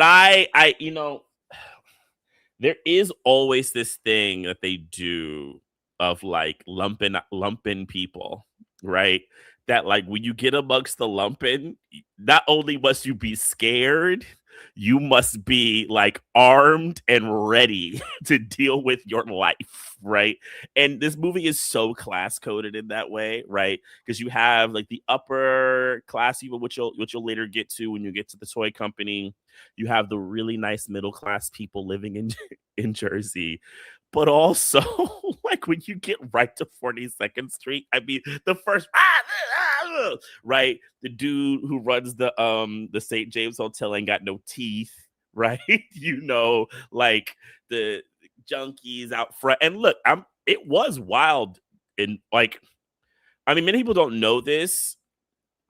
The whole like Broadway thing on 42nd proper, that started with like the Lion King show, and it was part of a big kind of recreation of that area. I think that's the mid 90s, if I remember correctly. And it was completed by like the late 90s.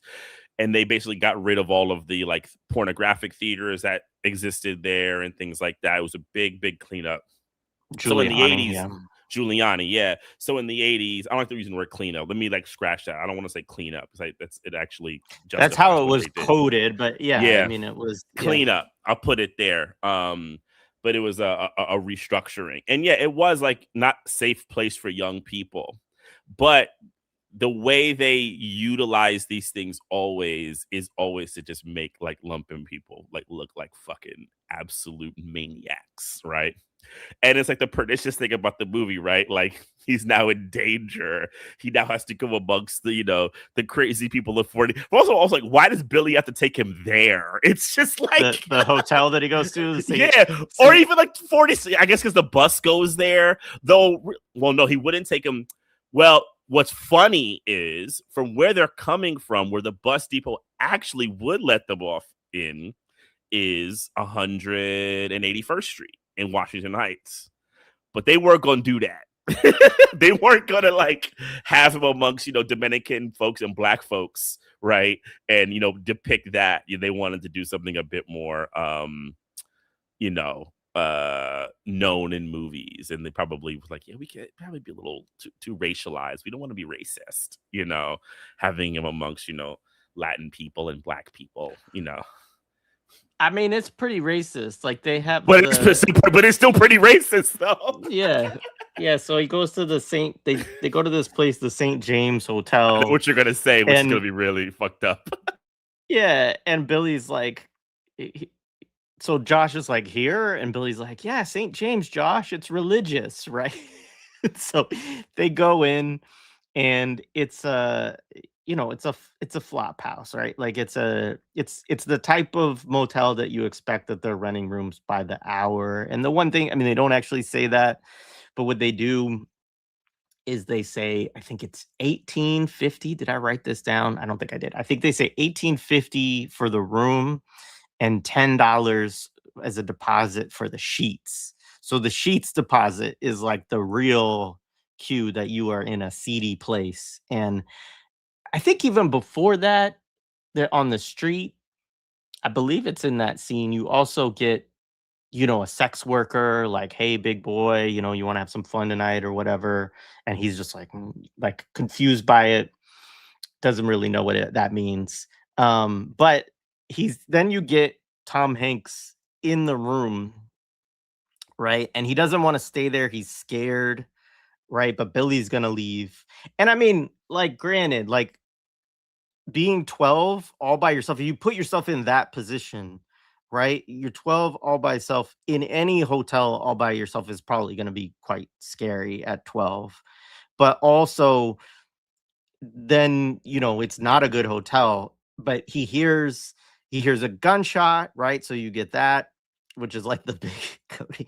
And then though, the thing that really terrifies him, right, is that there's somebody yelling in Spanish, and he has no idea, of course, what this person is saying, but it's like the scariest thing to this little white kid to be hearing Spanish as he's trying to sleep, spoken loudly, like, "Oh my God, I'm in hell," right? He's yelling in Spanish. It's so fucking racist.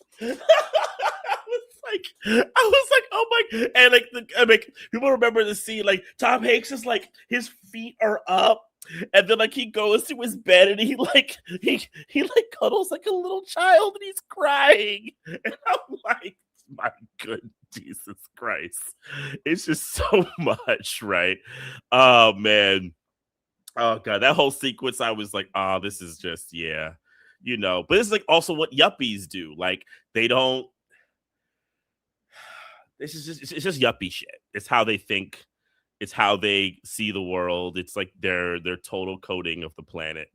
Um, It's also, unfortunately, and we've talked about this ad nauseum, like throughout the Imperial 80s, but this stuff is very durable within the conservative psyche, of yeah, just like their ideas of what the city is, that it's just a terrifying place for white people, right? Like that's just, which I is think that's insane. important too. Yeah, because if you think about this movie being a national, international, but also a national thing that's going to be exported around the country and even in like European countries and things like that.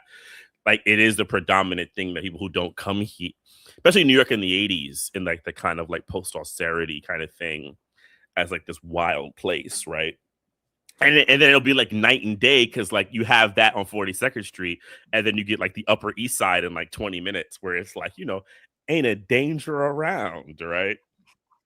Ain't a Yeah. danger around, It you is know. it is quite.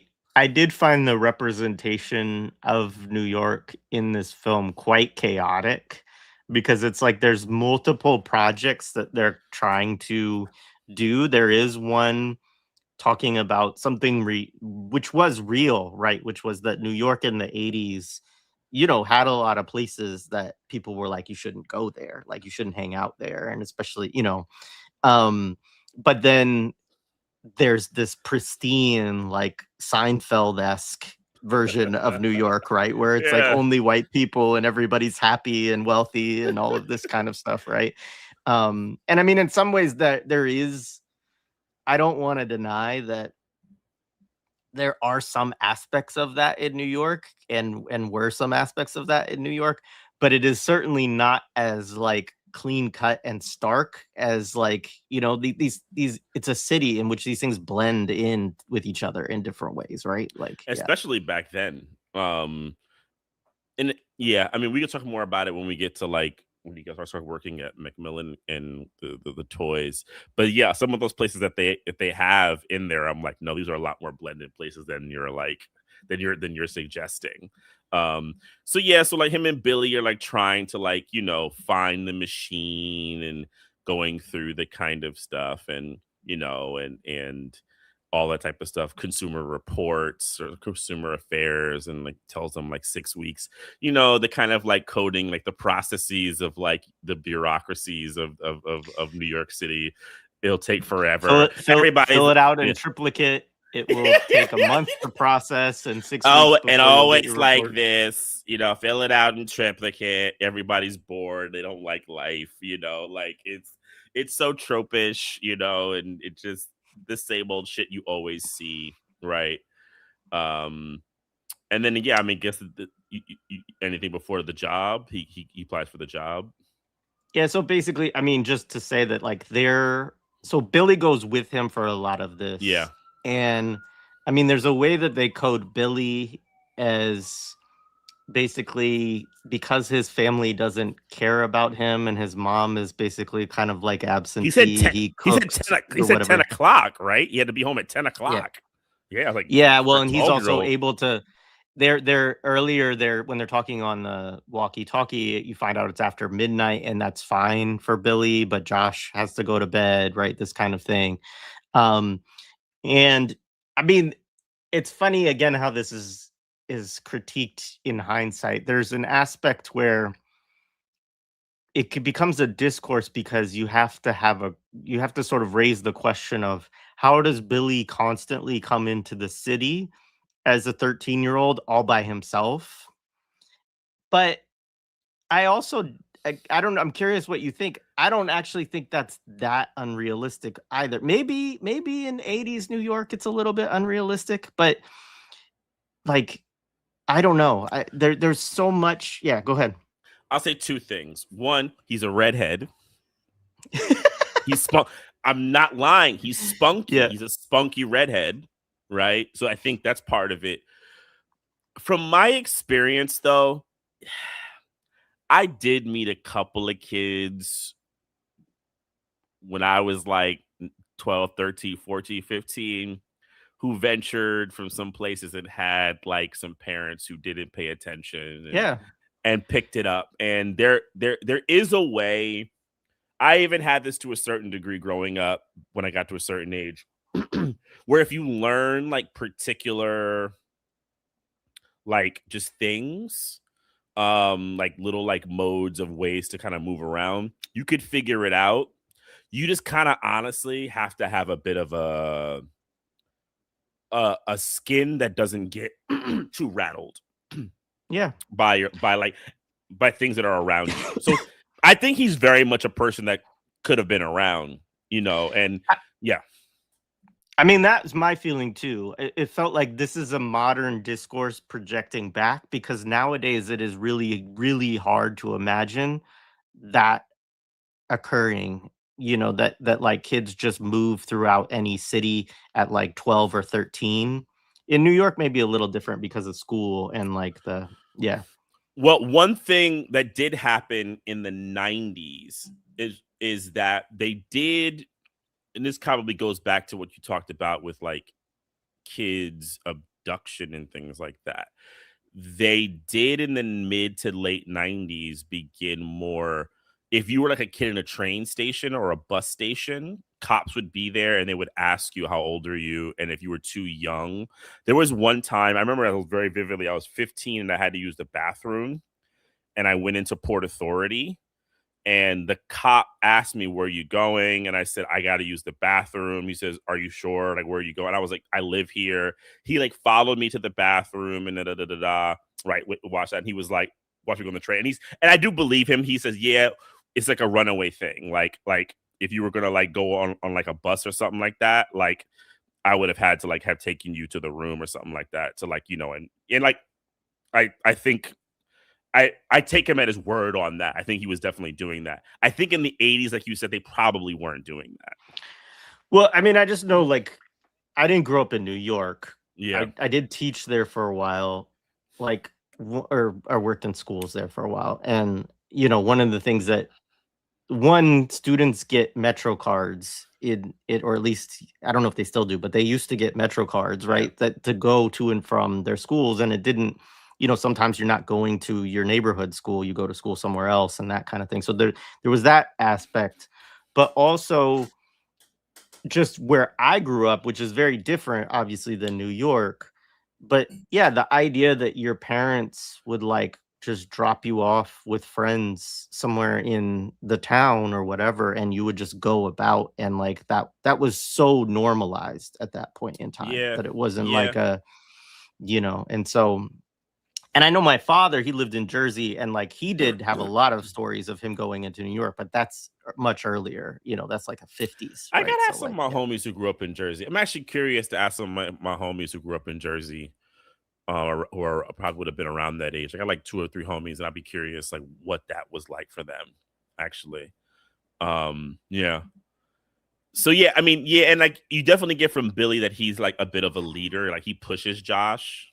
Josh is a bit of a, which I think kind of applies even to like his relationship with um Elizabeth Perkins's character later. Like he's kind of a, he needs like a bit of a jolt and a push to kind of do things.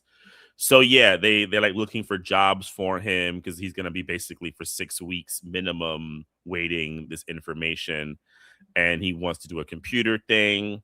So they basically go to the toy company, is it Macmillan Toys, and he applies for like a computer's job, which is really like a data entry job, Yeah. right? He One has like thing I will say yeah. about this too is that if you knew how to use a computer in 1988, I Yeah. do believe it would be relatively easy to get a job with someplace at like an entry level because so few people knew how to use computers in 1988. 100%. And I'm going to tell you why I agree with you. So my mother, she had a bit of data entry for her job at ABC, right? She basically had to like enter like logs, right, for a lot of stuff, right? My mother did not know how to use computers, right? My one of my uncles knew and just like basically showed her like a couple of things, and she was able to do her job very easy for like the data entry. My mother couldn't do much of else. If you had to do it, you can ever play like a video game, she probably couldn't. But like learning the data entry stuff, right? Just did it. And my uncle learned it, I think, because of military stuff. He had to do it in the military. He had to learn a couple of things. So he showed my mom. So yeah, it's true. I totally believe it because he was just doing like big entry on sheets, and he probably would be better than a lot of people who were coming into the workforce because they never even looked in that. The other thing that I really do, I remember I asked someone this some years ago about the movie because like he gets the interview and the guy's like looking at his application, like his social is missing 2 numbers. He doesn't really have the job.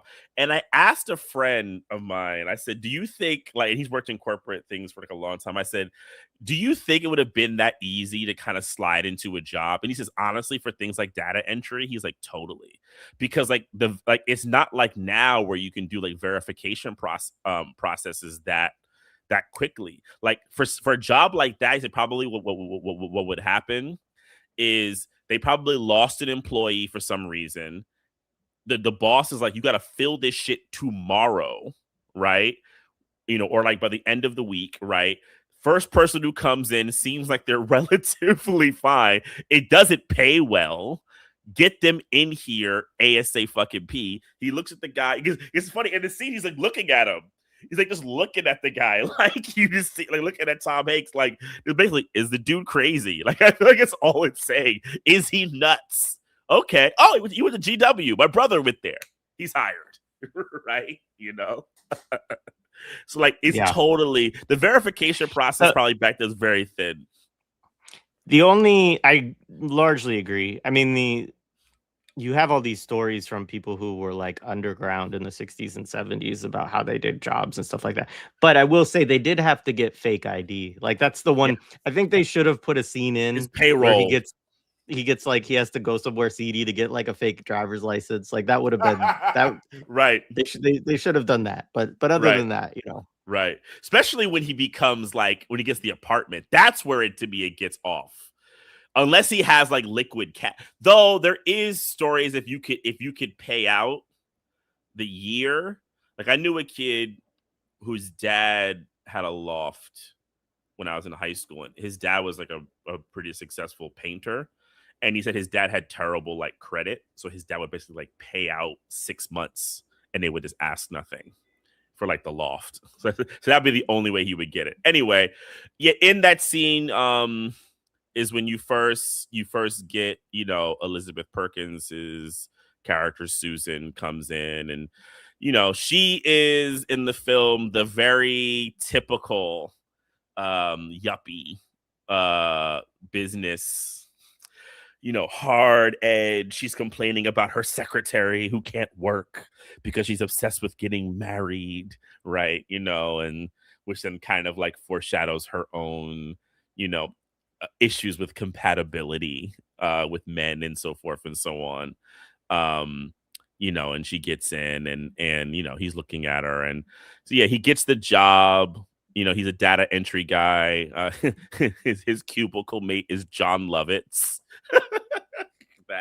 that guy. The funniest shit with that is like always like the little like worker politics. So like Josh gets in there and he starts working, and John Lovitz's character's like, "Hey, what's your problem, man? Why are you working so hard? Slow down. You're gonna make the rest of us look bad." And he's correct in that point. Is please, as you come into the workforce, do not work too hard and make everybody else look bad.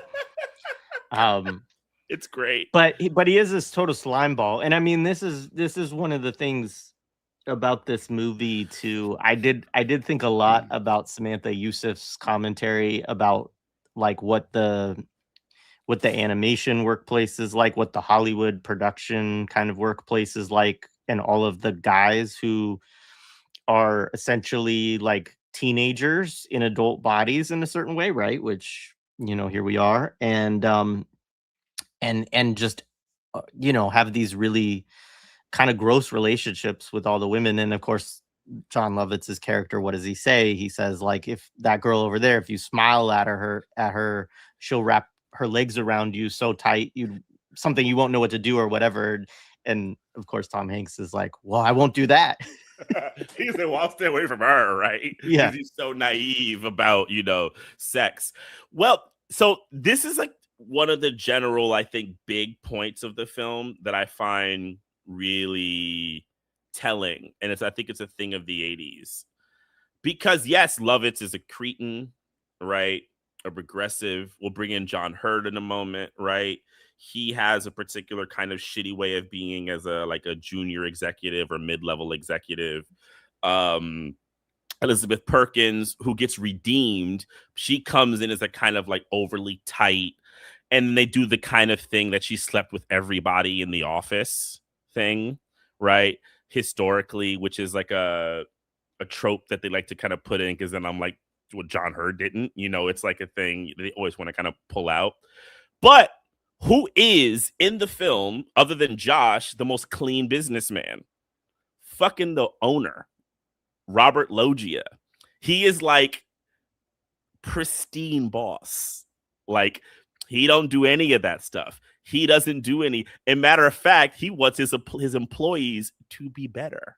And you see it like in the first sequence, right? So like that you meet him. He's doing the data entry, right?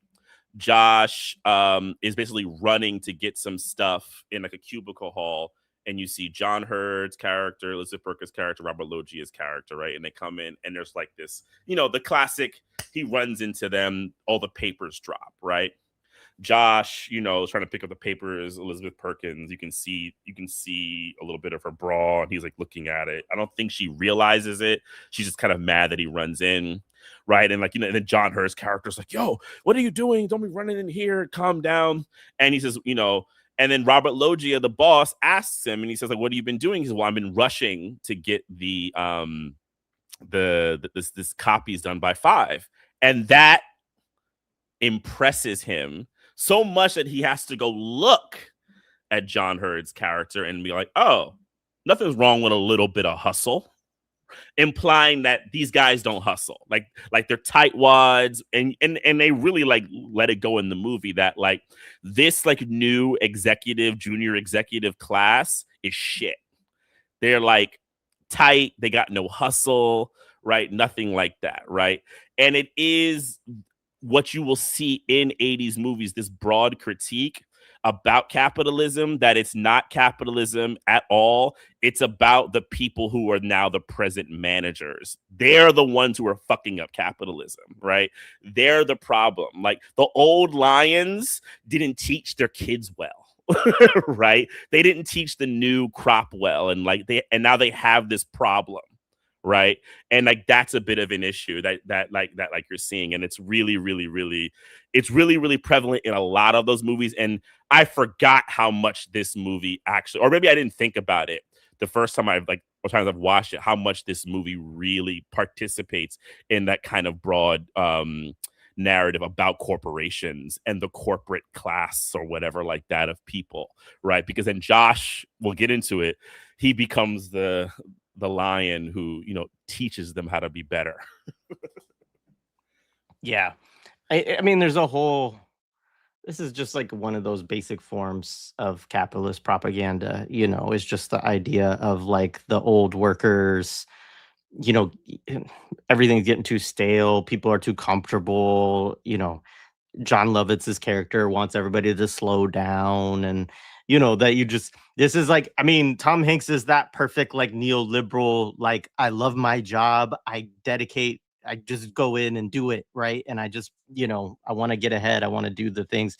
And I mean, it's funny how it works out, right? Because it also plays into this idea that he's a natural, right, for it, like that, like he did. But I mean, it is also supposed to be the thing of like, he's 12 years old working for a toy company, so there is a certain compatibility there that just nobody else can replicate, because adults, honestly, we can't play like kids. And I know that all the time, having raised two of them, that when you're younger and you think, when I get older, I'll play with my kids unlike my parents, and I'll get really, it's like, wait until you get there, and then you realize like, oh shit, there is something about the child mind and its ability to get in and imagine and just get into that world, and really, that you just lose as you get older, and it becomes very difficult to kind of replicate, at least for most of us.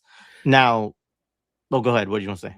No, we'll get to it. It's also the like find your inner child thing that I don't. Yeah. I'll get to it when it's more relevant in a minute. But I have a big issue with that. And I've had arguments with people about this one. I don't Yeah. like the inner child one. And it's been solidified having a freaking almost 3-year-old, because inner child also means tantrums. Yeah, there's a lot of negative aspects to the inner child. Um the I do want to respond to some of the discourse in the chat, just because I have a different opinion on some of these things, I think, than a lot of people do, which is like, I'm hearing some people say that like our parents allowing us to do this stuff in the 80s and 90s was neglect, and sort of an implication that we're better parents or safer parents or these kind of things. And I mean, one, the passage of time and the change in technology and all these things, like there are just significant differences. The laws are different also in terms of what's allowed and what is considered neglect by the state. But I do fundamentally disagree with this idea that it was deeply neglectful for parents to allow children more freedom to kind of roam the world and like explore with other youth. Like, I think that was absolutely good for us and helped in, I think those are like important developmental experiences. They were for me, at least. And broadly speaking, I actually think that a lot of that is good parenting. And I think the reason that it's been, I think technology has shifted this dramatically, particularly cell phones, which I think are actually terrible for human interaction, largely speaking, but have created a world in which you can surveil your child like 24/7, which I think is like really bad for them, honestly. And so I don't know. I mean, I realize this is a broad continuum, and the distance between like, you should just drop your child off in the middle of like some city and just let them do whatever they want.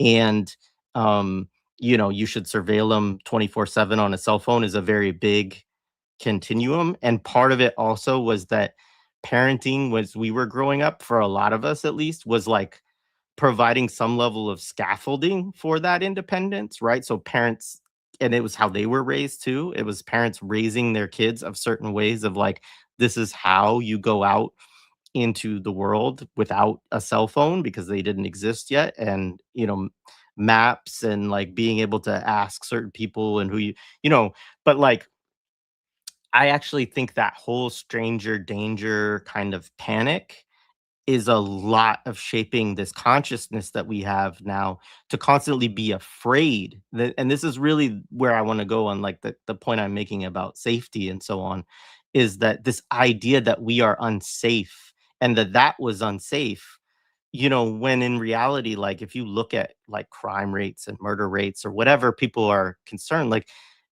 that that idea of safety, unsafety, I think is just a very largely constructed, kind of project. And like, I'm not saying that, it was all I'm not trying to like fetishize the way it was in the 80s and 90s and suggest that there weren't negative aspects of that, where people didn't have terrible things that happened to them sometimes as a result of that mode of parenting and kind of social existence. But I also, I don't believe that we're in, like, some better place at all that way. Yeah, I completely agree with you on that one. 100%. I mean, I also think like sometimes like the locus of focus, I think when I say this as a parent and as someone who's worked in education for a really long time too, it's that like I think there's a thing where we say parents did better or this one did better, and it's like, like we can't also make like that was dictated by the parents, right? Right. How these structures kind of worked. It's largely societal. Like I know I joke about like my mother's maybe like free hand on certain things, but to be perfectly honest with you, my mother was also doing a whole lot. and and you know what? Like I can't say that what my mother let me be exposed to was better than a complete shelter. Like I can't make that judgment. I just don't operate that way in the same way. I'm not saying that I'm gonna do that with my daughter. Yeah, I don't want to. I have like an experience where like I watched something with my daughter yesterday, right? And like I did like an experiment to like see something with her. I didn't like it. I thought it was like we watched a Miyazaki film, and I hate feudalism so fucking much. Feudalism is terrible, especially when you naturalize feudalism and make it part of the actual existing world. Like I fucking hate that shit. But Yeah. like, like you could say, well, then don't show your daughter that, and I'm like, well, I'm gonna go through the process with her, and we're gonna figure this shit out. And it's like, but that's very much kind of also what my mom did. So like, Yeah.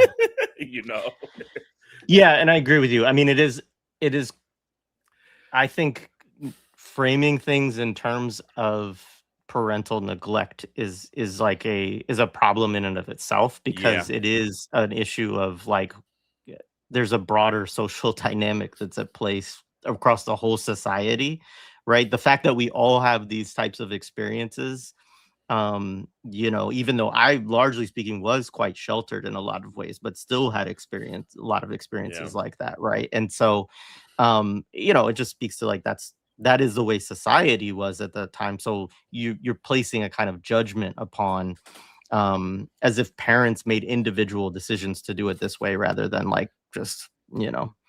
well, Big was a movie and they just let the kids go do what the fuck they wanted. So Yeah.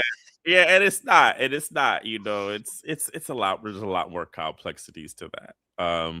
So yeah, so back to the flick, then you get the sequence where he calls home as the person who's essentially abducted Josh, even though it's himself, and he calls the mom Mercedes Rule, and like and I do chuckle at this part only because it's like it's a narrative about divorce, right?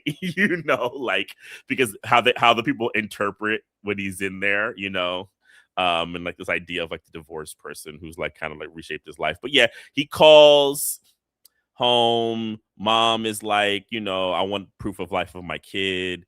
right? And he says he can't come to the phone, and she goes, "Well, what's a thing that he would know?" And he would like, "Oh, what's the song that I used to sing? I used to sing when he was a kid, and then it became he sings memories at the corner of my mind, and the whole staff hears it, and it's it's a moment, um, and yeah, you get Mercedes Rule like breaking down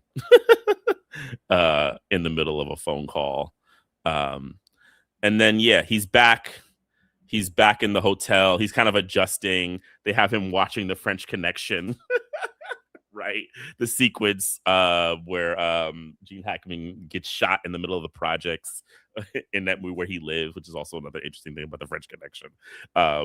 As Imperial 70s, if we ever do it. I probably will cover the movie on Within Our Gates at some point. And then yeah, he's a bit more adjusted. A lot of like scenes with him and like Billy playing around. The scene with like the whatever it is. And then you get, but I think we would probably go to like the big famous scene in FAO Schwartz, which yeah was a store in New York. It's on Fifth Avenue. Was around for a long time. And yeah, he's at FAO Schwartz being a big kid playing Photon, which is like almost old laser thing, which I used to have. I had a Photon. Go ahead. One thing before this, because yes, Yeah. we do have to do the FEA Schwartz thing, but before that, you get the first payday. Oh yeah, that's right. $187. Yes. Right, so changes, like, buddy. Lovitz hands him his check, right? And of course, it's a paper check back then, right? And he's like, "It's payday," and he's like, $187. Like he screams it out, and Lovitz is like, "I know they really screw you, don't they?" And he's like so excited. So he gets Billy go out. They go out. They get all of their money in ones, right? No, the ladies one $100 bill and 87 ones. And 3 dimes. And 3 dimes. Yeah. Yeah, the lady probably thinks they're going to the strip club or something like that, right? Like, of course they're going to. She was so pissed off. She's like, these motherfuckers, man. And she like starts to count them all out. But yeah, then you do have the scene watching MTV, playing with Silly String. This was also the first time I saw Silly String was in this movie. I remember that because I like immediately wanted some. My parents wouldn't get it Probably for me. Me too. Yeah. Anyways, then the FAO Schwartz thing comes right after that. Yeah. And he's in FAO and he finds another kid, even though he's not a kid. And they're playing Photon. And I had Photon. The funny shit about Photon was none of my friends had it. So I had no one to play it with. So it was like this stupid ass thing that my mother got me that I couldn't actually play with anyone because no one else had a Photon, and it was so annoying. Probably took up dust really quickly. And then so yeah, he's like playing around, and then he gets shot with the Photon thing, and he's like playing around like he's dying. And then who's there is Mr. McMillan or Macmillan, and it's this lionization of the older businessman that lives in the 80s, right? Like for all of the Gordon Geckos that we will have, you have like, you'll talk about it with like Martin Sheen's character in Wall Street, like that, the classic businessman, right? Mr. McMillan in this film, it's so funny it's played by Robert Loggia. It's like it's actually a kind of a strange casting, right? That he's the guy to be. But Robert Loggia is like supposed to like represent this like classical business like kind of thought. Like, so when he asked Josh, like, what are you doing? Are you here with your kids? Josh was like, no, I'm just kind of here. And he goes, Mr. Millen's like, yeah, I do the same, right? I'm here every Saturday. You can't find this stuff on a marketing report. And Josh says, what's a marketing report? And Mr. McMillan goes, exactly. Like the real capitalism is like this mystical thing of being amongst the people and the consumers, right? Like just knowing, like, so like they're walking down and he's asking Josh about the various, goods, and Josh is giving him his opinion, and he's like doing like the really good market research. Market research is really being with the people and talking to them. And Josh actually plays with toys, right? So he's literally like, yeah, because they're talking about some kind of Transformers like alternative, right? Which is a lot of this film is about Transformers alternatives, actually, which makes sense because Transformers were they were probably the biggest toy in the 80s in a certain way. Yeah. And he's like, I don't really like them. And then there's the other thing that he says, which I love, which is about the hockey game. And he's like, do Yeah. you like that? And he's like, yeah, but, and he's like, well, what's the but? He said, well, the hockey players used to be able to go up and down and spin. Now they can only spin in place. It's less like real hockey, which is a real fucking thing, by the way. Just want to say I am on Team Josh on that one. Absolutely. And I love that hockey game. It's like the best hockey game ever. It's one of the best set games in the world. But anyway. I don't know if I played that one. We didn't play hockey. Where we were, even the I board had hockey. some like family member that had it, and like the old one, and it was made out of like tin. It was amazing. It was right. But the other thing too that was just a quick scene in this part was he first comes in and Josh is like jumping up and down on like a big stuffed zebra, and the mom in the back is like pulling her child away, and she's like, let's get away from this strange man, which is hilarious because like those are the things in the movie I think that do make it feel a little real, right? It's like these parts where people are reacting to Tom Hanks behaving like a child. Like this is something like, what is wrong with this person? And actually one of the interesting things, and I don't know if you ever talked to him about this, but what I heard in some of the making of it is that David Moscow would act these scenes out before, and Tom Hanks would watch, and he would then mimic what David Moscow did because he that was how he sort of thought of like, how will a 12-year-old actually play this? Yeah, so David did tell me that, and it's true. He said when they were shooting the early scenes, Tom was around. He came to set, and then he would hang with them, and then also he had David a lot during the movie with him, and the other kid too, who played Billy. They would be around and they would do stuff, and he would like kind of copy and like be influenced what they did. But he said he had a big thing. He was trying to think of a way to kind of like be him older to a certain kind of degree. So yeah, that is very true. And it is interesting to think about it, like what you're saying, like, because it would be true. Like he has a 13-year-old personality or 12-year-old personality, but he has a 30-year-old visible body, but also like developed. So how he's going to also do 13-year-old things is going to look awkward too. It's going to look like it's going to be an adult.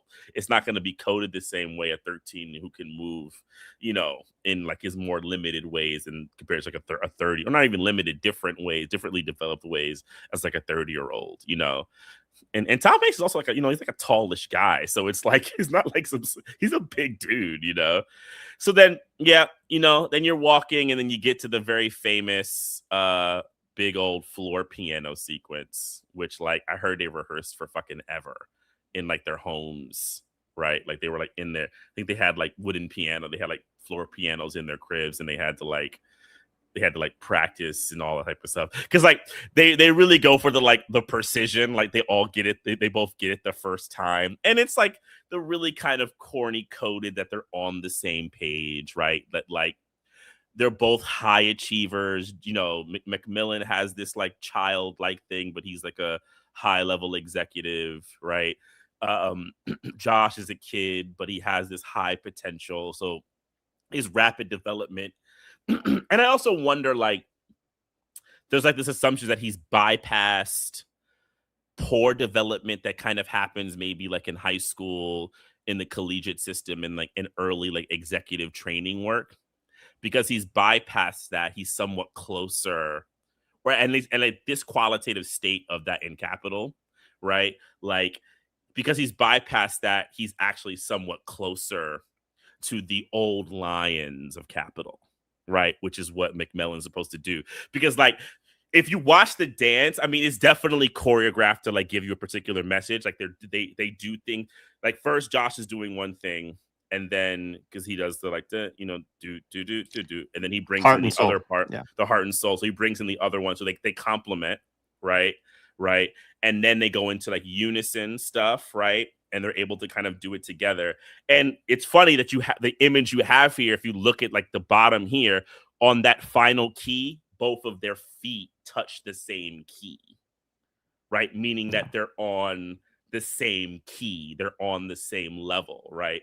That they're one, like they find a union, right? So like, because you get this idea that Macmillan's like he's like searching, right, for like the great thing, and he's gonna find it through Josh. So it's like he's gonna find the man who will save capital is Josh Baskin, right? Because his other executives are fucking out to lunch and they're just stupid.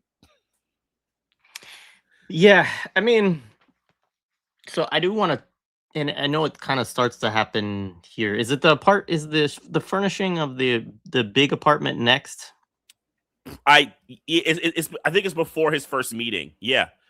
No, the next part is when they announce. I think that he's no is when they announce first. They announce that he's Right. He's a vice president. Yeah. right, and you Yeah. get John Hurd and Perkins in there. He got my office, and Vice president in charge of product development. He got yeah, Bob's old office, which was bigger yeah, than his office, right? Um, yeah. I do have one point about John Hurd that I find very interesting. But we don't yeah, have to go ahead. get to over. I mean, John Hurd's an interesting dude. He was an actor. I mean, one of his films we should do Cutter's Way. I don't know if you ever see that.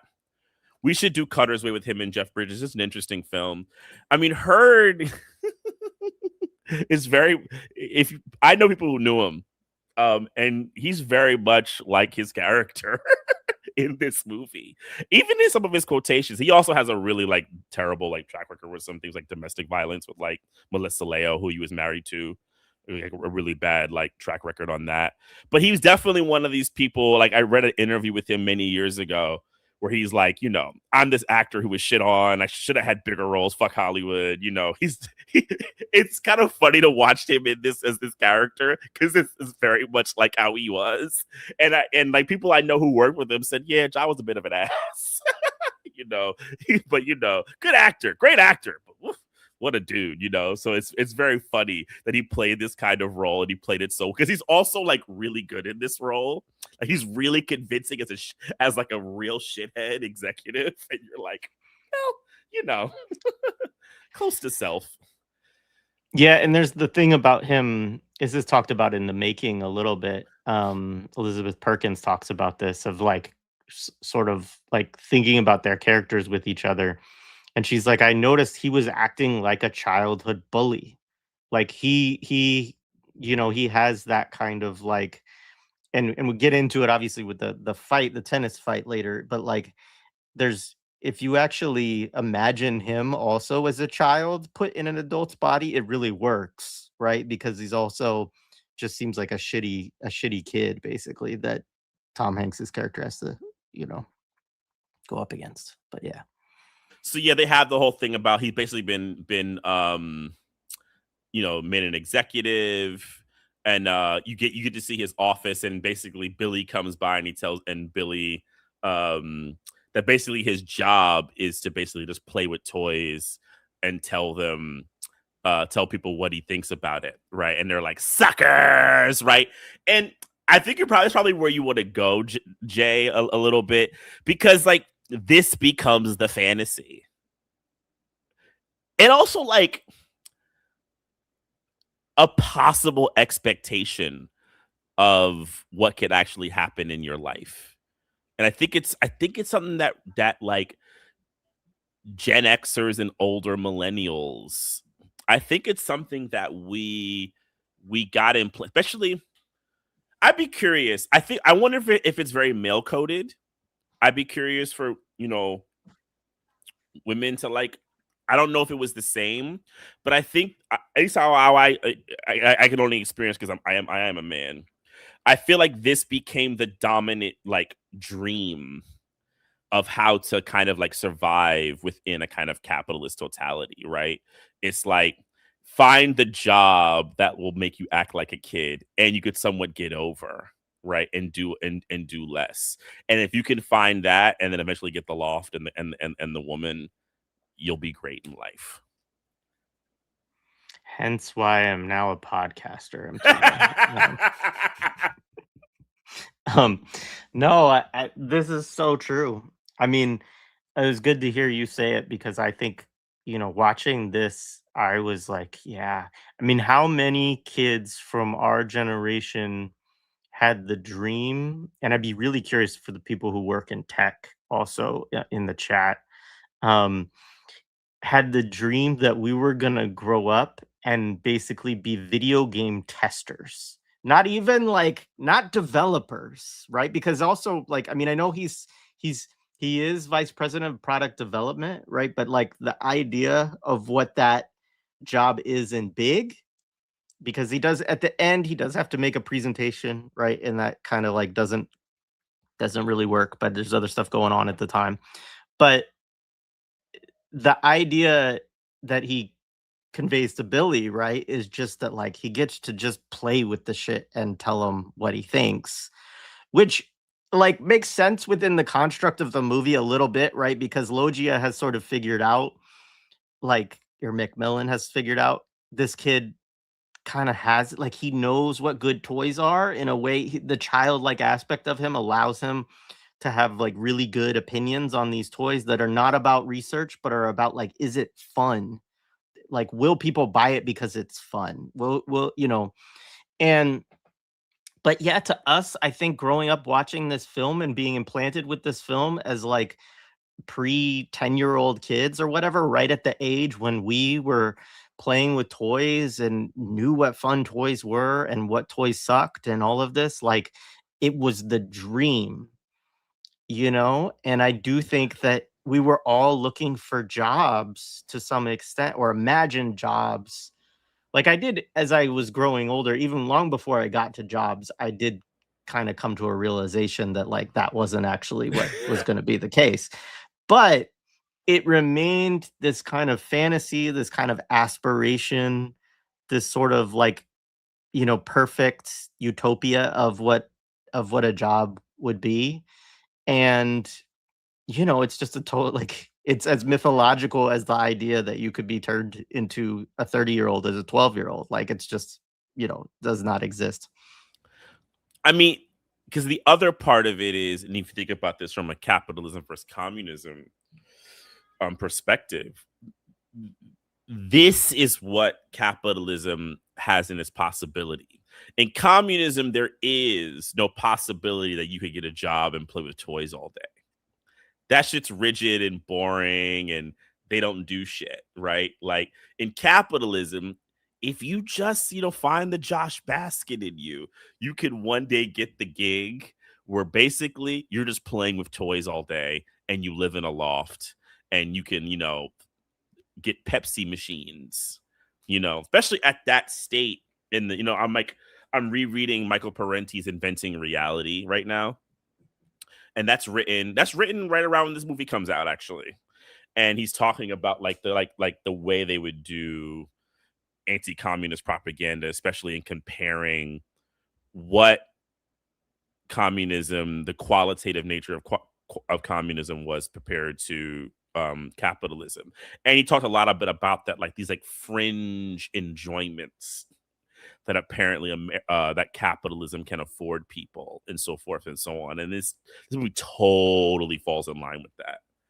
Yeah. I mean, it's this completely absurd idea of what freedom is. Like this movie, right? Like, and I know people are talking about in the chat about the relationship aspect, which we'll get to in a little bit. Is obvious. We agree on how despicable and disgusting that kind of thing is. But that wasn't as a kid. That really wasn't the thing for me that I was like that drawn to within the film. It was the idea that you could be 30, you could have every pinball and arcade game in your house. You'd live in this gorgeous loft, right? And like your job is just that you just play with stuff all the time. And you also, I mean, which is funny too, because you're imagining this is again to the kind of magic of the film. You're imagining that at 30 that would be enjoyable to you, right? Like that like, and I mean, I'm, no offense to anybody who's 30 that still wants to spend their life that way. But like, you know, at 30, my life was very, very, very different in terms of what I even found enjoyable, like me sitting around playing, yeah. So I Yeah, don't know. I mean, we'll come back to this, but there's a thing with that because even it's where it gets to the inner child thing. At 30, and I'm not judging anyone who wants to play video games. That's not what I'm talking about. I But play video games, so yeah, I'm not saying it about video games but I made a necessarily. decision when I was like in like late 20, early 30, just because of time, right? Like I needed to learn. Basically, I needed to learn editing software. I needed to learn shit, and I also wanted to read more because I was like getting heavily into Marxism and shit like that. I just had to cut something out. But there is a strain of people who I think largely come from this kind of fascination with big, who would say, no, man, you got to find that inner child shit. And that's, but I want to get to that in a little bit. So the next sequence, though, is actually, you get the milk carton. They're like looking for where he's coming from, right? They're like, he's not at Hasbro. I've called Worlds of Wonder everywhere, right? They're like having their morning cigarette, and and it's so funny because like they work at a toy company, yet they're the most like stuffy executives ever. There's nothing fun about them at all, right? And then on the milk carton, you see Josh Baskin. So like where they're looking for is actually a 13-year-old boy. But then you get the first executives meeting where Paul John Hurt's character is doing his pitch about the GoBot building, the robot building, right? And Josh is trying to play with the robot, and he's like, and the very famous hand up, I don't get it. Right. And then Hurd is giving him like consumer data. We've raised from 20 to 45% in our thing, and he goes, I don't get it. Like, what's fun? And it is true. What's fun about a building? I mean, it's a What great is fun about setup. a building? It is a great setup. Like, it's a totally good setup.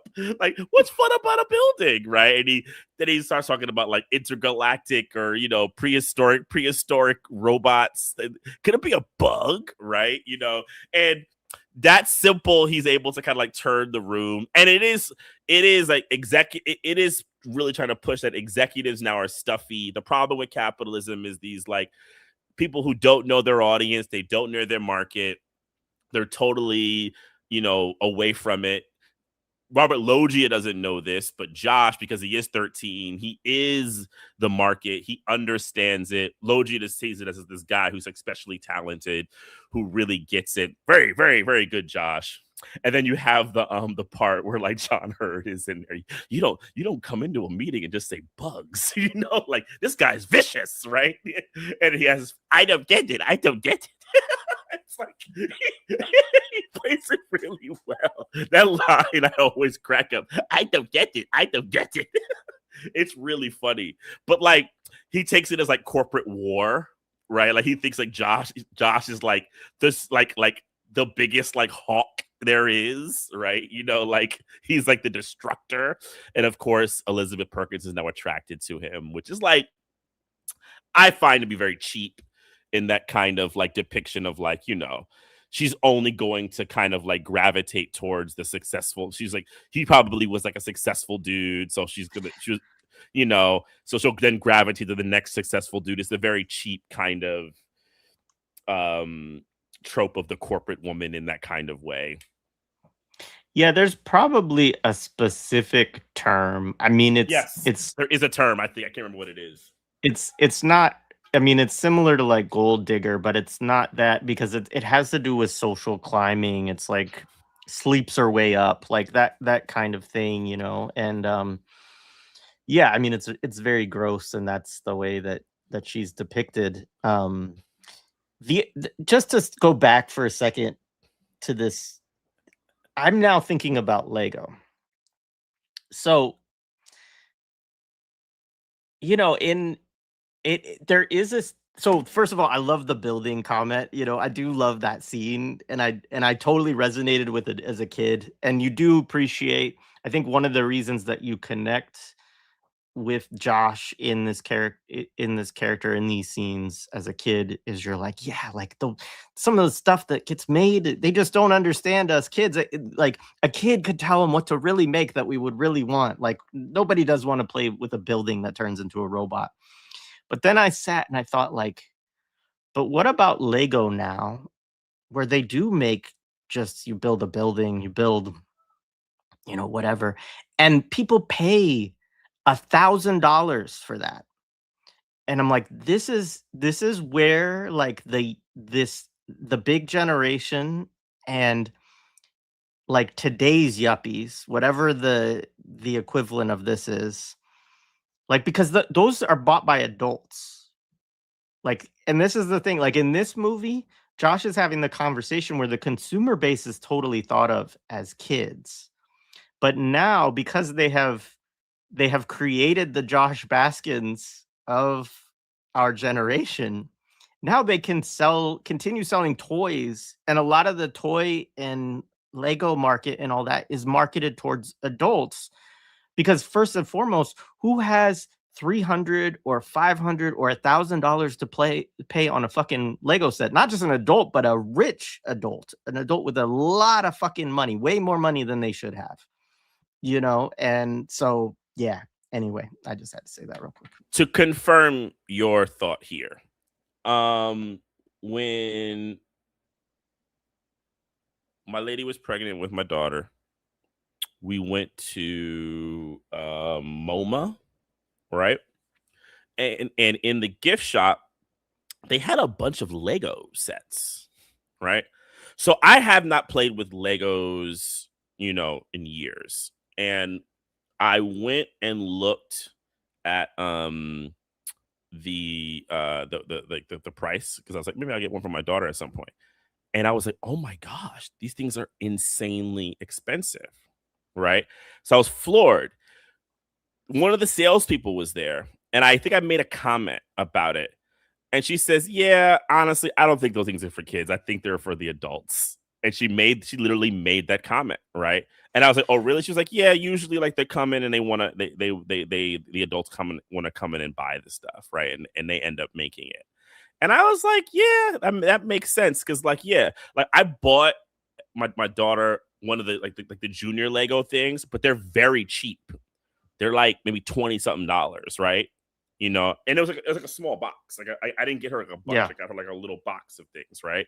So it was cheaper, right? But like when she gets older to the next level, I don't think she can get unless she like begs me in a way that I can't, I have to figure something out and save some paychecks. And I don't think she will. She ain't getting them Legos. It's hard. I mean, as having two kids, like one boy older who was like very into Lego, and my younger one is getting into it. It's hard because on one level, I know we're getting so far off the movie, but like, it's a great toy because you have to build something, you make something, you play with it, you can take it apart, you can turn it into other things. Like it actually gets them playing and in the world in a way that is very different from all the tech crap that people throw at kids nowadays, right? But like, I mean, first of all, I don't even think $20 is cheap, but I recognize that in today's world it is. But like it's a lot of money still. Well, because like Legos are like they're like hundreds of dollars. Yeah, like no, hundreds of dollars. Yeah, no, you're absolutely right. Like you can't get anything that's like even like relatively cool from a Lego set until you're in like at least the 60, 70, 80 range, and most Yeah. of it is 100 plus. And there are literally $1,000 sets. But I say, like, I take my kids into the Lego stores here, and it's mostly adults that are in there. Like it's there are some kids in there, but it's mostly adults that are going, and they're the ones that are buying the big sets. Blame Josh Baskin, man. So yeah, because then you get like literally this next sequence is like this big montage sequence where he's writing a letter home to his mom saying that he's doing okay, and like he's here from some he's being taken because of some special thing, and that they're treating him well. But in the montage, you basically see he like gets this loft downtown, which I don't think a lot of people know what this coding is because, and it was fun. I was talking about it last night with my lady who grew up in New York as well. And back then, if you watch a movie called After Hours, which also John Hurd was in, living in like places like the loft areas of downtown was actually not where people of that kind of lifestyle lived, right? They would live in either the Upper West Side or the Upper East Side, right? They wouldn't live downtown in those areas. That's kind of, as a movie that really shows that is Fatal Attraction, because she lives downtown. And After Hours also is about a guy who lives on the Upper West Side, and he meets a girl downtown, and it's like a crazy day going downtown in like the Village. So like Josh moving downtown to a loft is like subversive, right? Getting like the downtown loft. He has a bunk bed, right? Which is just crazy. He has all types of video games and machines, and they do like a trampoline, which we later see, and then they montage it. He's going to Yankees games with Billy. Like he has like literally the perfect adult life for the mind of a 13-year-old. Well, written through Penny Marshall and Annie Spielberg, I think is her name, right? Written and Gary Ross, like their vision of like the perfect life for these like person. And like, he's super happy. And like, yeah, man, like that montage, man, did some damage to people, man. And I think it created a lot of people because like, I can say this. I have met my fair share of people with money who are big kids. That's all I'm going to say. Who have a lot of weird, excessive stuff like that, right? I've seen it. Yeah, I've seen it. I've seen quite a few of them. It makes sense because I think also one of the things that a film like this, it treats that it plays into to that idea or supports that idea in young people that if you work really hard, are very neoliberal, don't care about these office politics of like, hey, let's slow down. Certainly, there's no discussion of organizing at any point in this film. Very corporate environment, right? That then you can make all this money and you can have all this stuff. And I think with a deeply consumer society, which this is also like a film that is so, I mean, you can't even talk about product placement in this film because the entire fucking movie is product placement. It's like a massive commercial, you know, but that would help instill an ideology in people that is, yeah, you got to make money, you got to go ahead, and what you want to do when you get there is buy all the toys. And I do like on a weird, like one of my great contradictions is also that like I miss Toys R Us. Like I miss that they're like, and it's a hall of capitalist horror, but like it was like the amount of joy that I had, and even with my older son, because he had a few years before Toys R Us went bankrupt. Like, I would go in there and think, oh my God, like this is a place of like all this cheaply made plastic, commodity, right? That is just blood and sweat of the third world in this place. Like it's like talk about imperialism. But at the same time, like it was like that store was my vision of utopia in a certain way. Like we've done share arounds in some of our groups of like those KB toys. Nickelodeon used to advertise this KB toys like toy that you would get like what was it, a minute or something like that to just run through with like a shopping cart and get as much stuff as you could off the wall. And then, whatever you could get in the shopping cart. And it was like one kid a year, but it was like our vision of winning the lottery as a kid, right? Like, it's like, oh, I could have everything. And this is the aisle. You would imagine like what aisles you would go to within your local toy store to like pull everything off the shelves and get it all and all that kind of stuff, right? And yeah, I mean, this stuff was heavy, heavy, heavy in terms of pushing us in on this end of empire, right?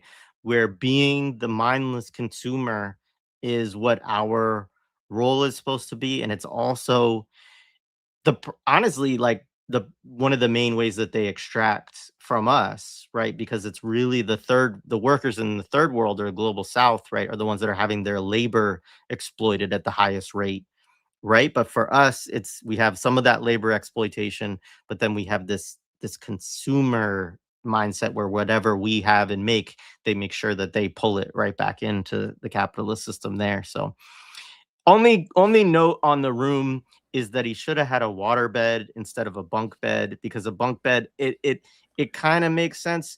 But for me as an 80s kid, the water bed was way fucking cooler. I thought those things were amazing, and that, I wouldn't have I mean wanted a it, bunk bed. but there's only one reason why he has the bunk bed, and we'll talk about that when we get to the Yeah. scene where she sleeps in the bottom. And that's definitely a coding of dating, of yuppie dating conversations.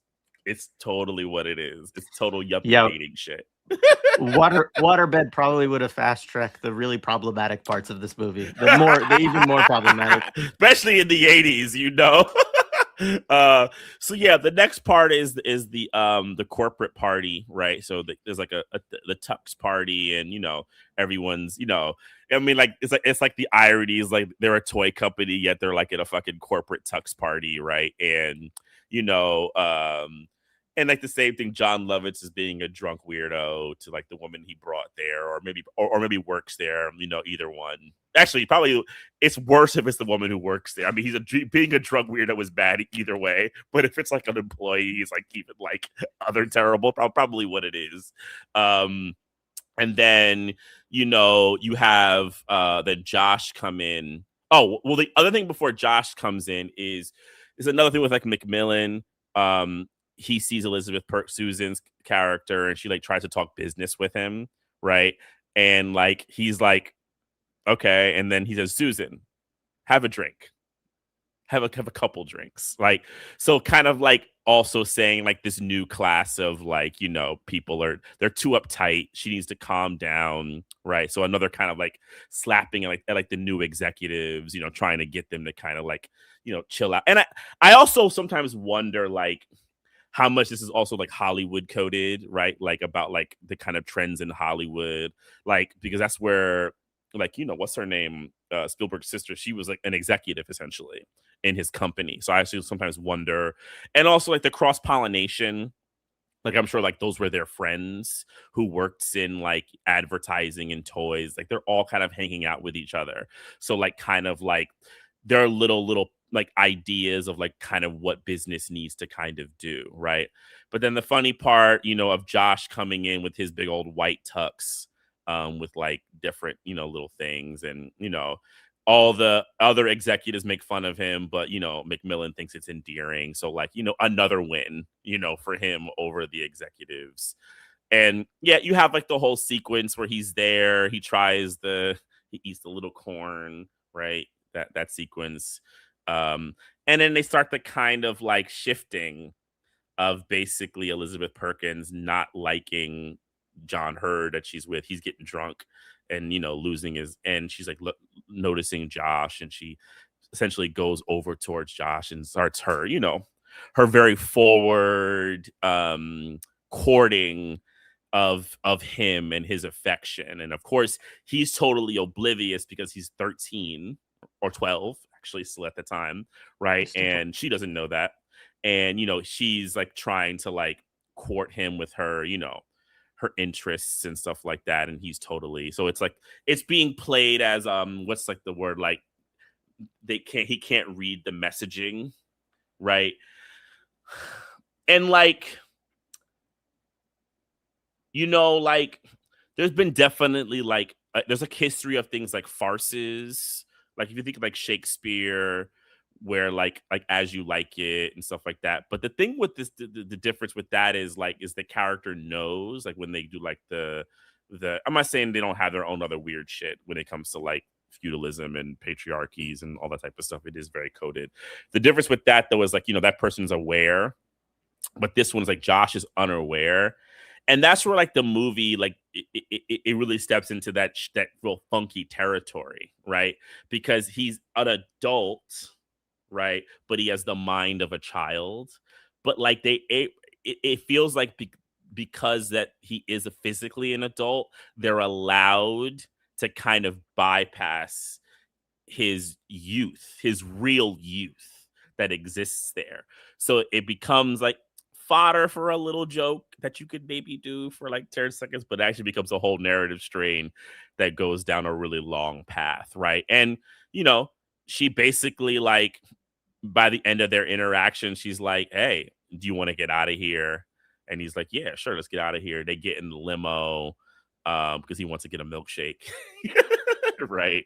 And like when they're in the limo, homie doesn't, you know, it's like the first time in a limo. It's like, oh wow, what is this? This is the coolest thing I've ever seen, right? You know, he's like in the limo fucking with the locks and the phones and all this, you know, and like look going up to like the sunroof, and she's trying to flirt with him. She tells him she's very vulnerable. I'm very vulnerable right now, right? You know, and he doesn't listen, and like I don't know. I'll be curious your thoughts on a couple of things, and I'll say like two things because like reason why I said something earlier, like if you read, and I read this stuff because of some stuff that I had did back in like college. If you read 80s like yuppie dating critique, this is a lot of like the big like concerns amongst yuppies was that men have lost a kind they're too socialized to be like, you know, corporate and think about their job. They've lost a kind of tenderness and an understanding, right? And also that the corporate woman has also maybe lost that, and there's like this like loss of like connection. And it was really big in like 80s like stuff, dating stuff. You had like people who it's a very New York thing too. It's a very like New York thing where like call-in shows about this stuff and they would talk about that. And it's like you're definitely seeing the yuppie concerns play out through this shit. But what's so fucked up is they're playing out their yuppie shit with a dude who's 13. And they think it's okay, right? And it's really fucking nasty. Yeah, I mean, I actually searched to see if there was a deleted scene because her decision to go after Josh, I had difficulty to some extent reconciling it. Like, I mean, I get it in terms of the because she's in a relationship with Paul, right, with John Hurd's character. And so in my mind, I'm like, there has to be a scene where they sort of agree that she's gonna go do this to like find out what's up, right? Like that's sort of the way, like it felt like a Machiavellian plot between the two of them because they're the two most Machiavellian corporate characters in the film.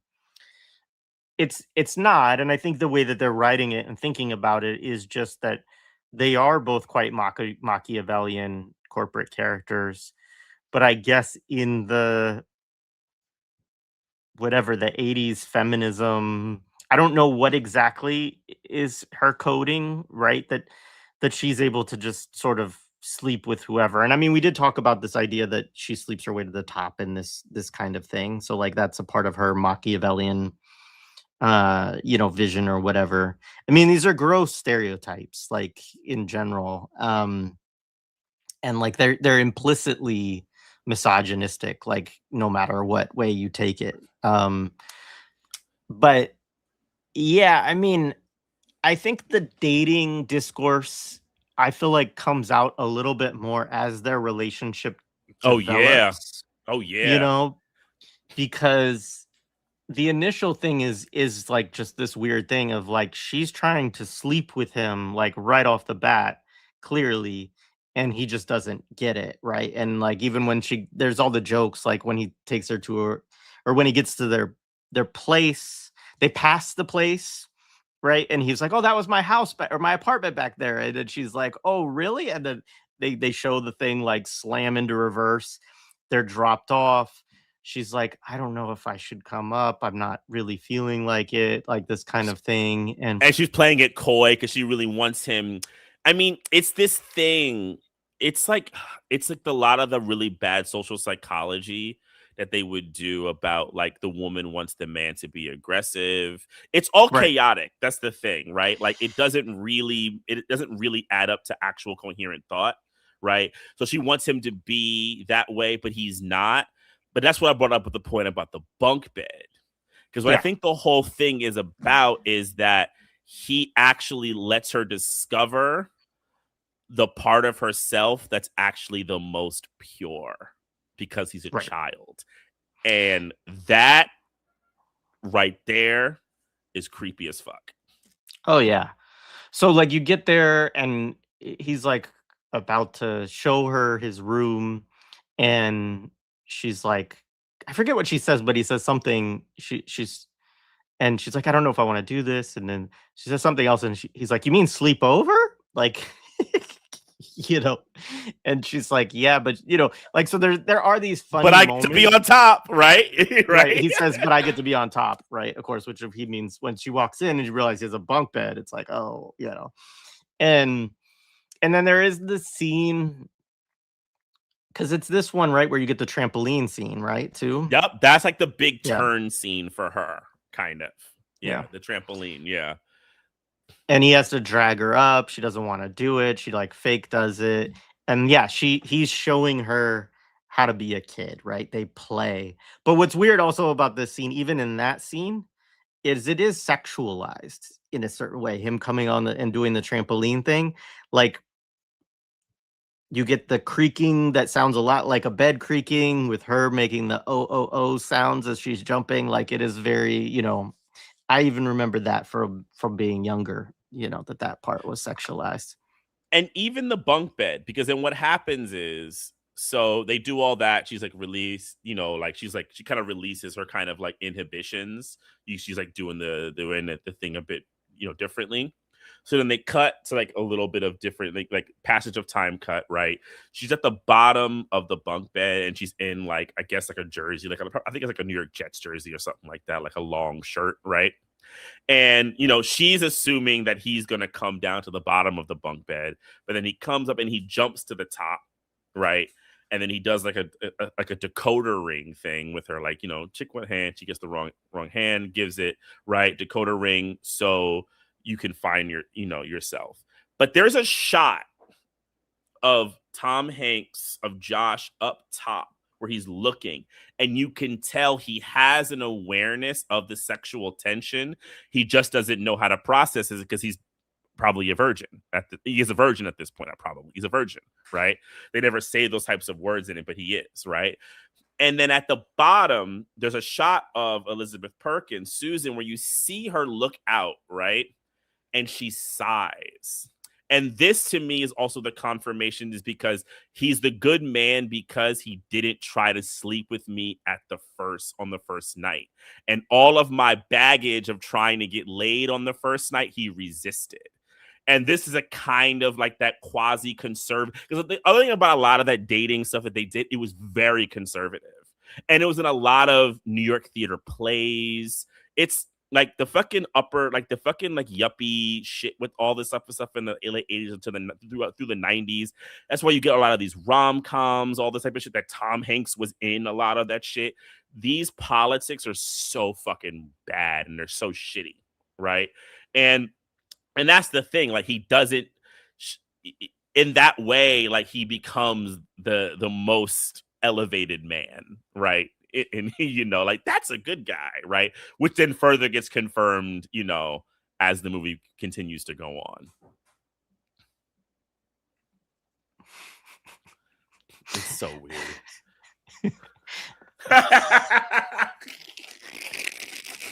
Well, no, but that's the other part of it though. And we'll get to it. Like the other, I don't know. This is where like I don't know, and I can't answer this question. I wonder, does the gender of the director and the co-writer matter in this kind of way that they think about that and how they kind of construct it? You know what I'm saying? That's a good question. And sexuality, gender and sexuality. I don't actually. I want to add that too. This is I did have this question of the darker Robert De Niro versions. because those like the De Niro faces, right? I'm thinking about shit like The Fan. You know, like no, I don't want to know that movie, dude. yeah. All right. I mean, two notes. Josh's Transformers pajamas are freaking awesome in this scene. And also, I did for many years eat my mini corn the way that the way Tom Hanks did after seeing this movie because I thought that was so cool. So, those are two quick notes on those little sections. But yeah, then you get the racquetball scene. So this is where Josh plays Paul in racquetball. Paul's inviting him out because this is like a kind of manhood, like I'm gonna test you. Josh has no idea how to play racquetball because why would a 12-year-old know how to play racquetball? I still don't know how to play fucking racquetball. Um, and but he won't let Paul cheat. So once Paul teaches him the rules, Paul cheats and Josh won't let him, so he grabs the ball basically. And this is where you see, I think, that note that actually, um, why am I blanking on her name? Elizabeth Perkins makes about Mm-hmm. what's his face? Why am I doing this? John John Hurd's Hurt, character. yeah, Yeah, mm-hmm. yeah. He very much, you can see him as like totally a child in this too, right? Because like he's literally wrestling with Josh on the ground Like, for the yeah, ball, like, yeah. and then eventually punches him, which they don't actually really show the I think violence of it. you hear like a Yeah. mush, right? Yeah. Yeah, but the What next scene is then her caretaking for him and help cleaning up his bloody nose and blowing in his ear and yeah. so two things. One thing, so I always I know that court. That's on Spring Street, right? And that is typically a handball court that was very class mixed. So that's like one of those like things. Now it's definitely changed its character a lot, but like but back then totally was. And yeah, some dude coming in a fucking racquetball outfit, like because he has his like racquetball outfit to play on a handball, which typically is a much more of a handball court, is kind of hilarious, right? But yes, it's just kind of funny. Yeah, and like in the next scene, you get the big kind of change where she basically says to him like he's afraid of you, right? That's why he punched you, and she's like giving him this like maternal lesson on age, which then like also kind of leads you to believe that she knows he's a bit of a kid too, which then makes it all the more nasty. Yeah, there's a good comment here by Leah. It's weird that she can't tell he's a child or is mentally child, even if you go with the theme that no one knows it's a kid in a man's body, because that would mean she's like children. Yeah, and I mean I agree broadly with like that kind of um problem Yeah. within the film, that like he is so childlike that I think, and again, I mean, this is part of their point, is that, you know, women really want a man to embrace their inner child, like you were talking about, and that is something that it magnetic and draws them. I'm like, but like, dude, he's a 12-year-old and he's acting like a 12-year-old throughout the Exactly. whole thing. Like, we're not talking about like being in touch with your inner child, whatever the fuck that means. We're talking about the fact that like he doesn't know anything except what 12-year-olds know of the world. Like, it's yeah. Yeah, and like what they mean by inner child is actually not a real reflection of children in this totality, because what they mean by is like exuberance, imagination, and naivete, and a lovely a naivete meaning like everything is new to the world, right? But look, I got 2.5-year old. You know what else comes with little kids? Tantrums, you know, bossiness. Like for all the beautiful things that come with my daughter, there also comes like literally like homegirl ran around this place, like with like a ball of energy uncontrollable for about 25 minutes yesterday, right? Like, and she was demanding, and she was like, no, daddy, don't touch me. Like, don't leave me alone.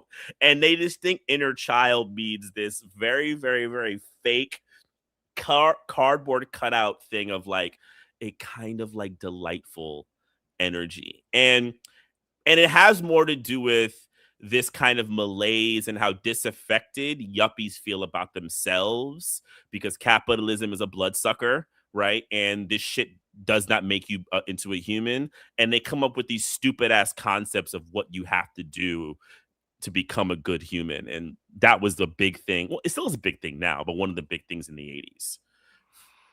Yeah, and I mean, human beings are, again, like capitalism sort of does generate this in us, but there is a selfishness, and I feel like with children especially, like that is a big thing to try to like work on is like like even understand for kids, it's like, hey, like if you're gonna want people to play with you, you have to not be such a dick to them all the time. Like, like there are these difficulties that you have with kids. So it's again like this idea that we all just need to be like our inner 12-year-olds is just yeah. Oh, I hate it, man. So and then you have the thing where because she's like, he's not a nice person, and he's like, well, like you're nice. He says that to her, and she goes, well, you don't really know me. And then he says very affirmingly in a shot, no, I know you, right? You're one of the nicest people I ever met. So this is the other thing where like this kind, and I think it kind of answers part of your question, Jay. I think the whole thing is like this kind of corporate woman that she is not the real her, right? She's kind of maybe more following the trends of it, right? Of like what it is. It's an apologia in that kind of way. She's I mean, it's chaotic. They're misogynistic and apologetic for her in like the same kind of way. Or probably apologia can be a misogynistic in the same time, actually. It's probably better to phrase it, right? That she has lost her way in this kind of way, and this Josh has given her a kind of realization of who the real her is. Yes, and we always have to forefront that he's a 12-year-old who's basically given her. And then she kissed him on the cheek or on the lip? On the cheek at that moment, right? Yes. At the end. So the cheek. Yeah. So on the Yeah, cheek, and so right? yeah. And so the next thing that you get is She like a leaves, dude. scene. Yeah, Susan and Paul have it out, a bit, and she just brings back his like go bag basically from her apartment, right? All of his stuff. Um and he accuses her of using Josh as another link in the chain, right? And then he names off like all of these people that she slept with. Um and And she like says it's also not like what. make it like she's had also like relationships with too. Like she makes it like Yeah. she's tried to get into them. Yeah. And it's a weird I like I don't know. This is part of what I meant though about her and him is that like it is strange because they don't really show her going off with Josh as like she's cheating on Paul, right? There's just sort of Paul is just sort of like, anyway, I'm going to leave that away, but it is a sort of strange. The whole dynamics around it are a little bit weird to me. Yeah, I think it's an idea also of like corporate sex and Yeah, corporate that it's just relationships at that yeah, time. That this very like that she unattached. Yeah. very unattached, and like even the assumption that like he probably would leave her at some point before she would leave him. Yeah. Right. And he's like not that upset by it either, which is the other part of it. He's like, yeah, like what, you're gonna go do this. I It's know who more because you it's are, kind of thing. Josh. It's more because it's Josh than it's anything, right? Yeah. Right. So then you get the she does he does say, I don't get it. What is so special about Baskin? And then she says, he's a grown up, right? Which is like, No, he's not. But that to me, it's the inner child shit. It right. is the confirmation of it that like he's 30, 30-year-old man in like, in a 30-year-old man's body with like the 13-year-old kind of vibe. That is the perfect dude. It's just Thank you, Steven. It's a situationship. relationship called it. Exactly. I've been out of the dating pool for a long time, obviously. So. Yeah. And I never liked phrases like that. I couldn't stand that shit. So you get then His the birthday birthday. party. So now he's turning 13.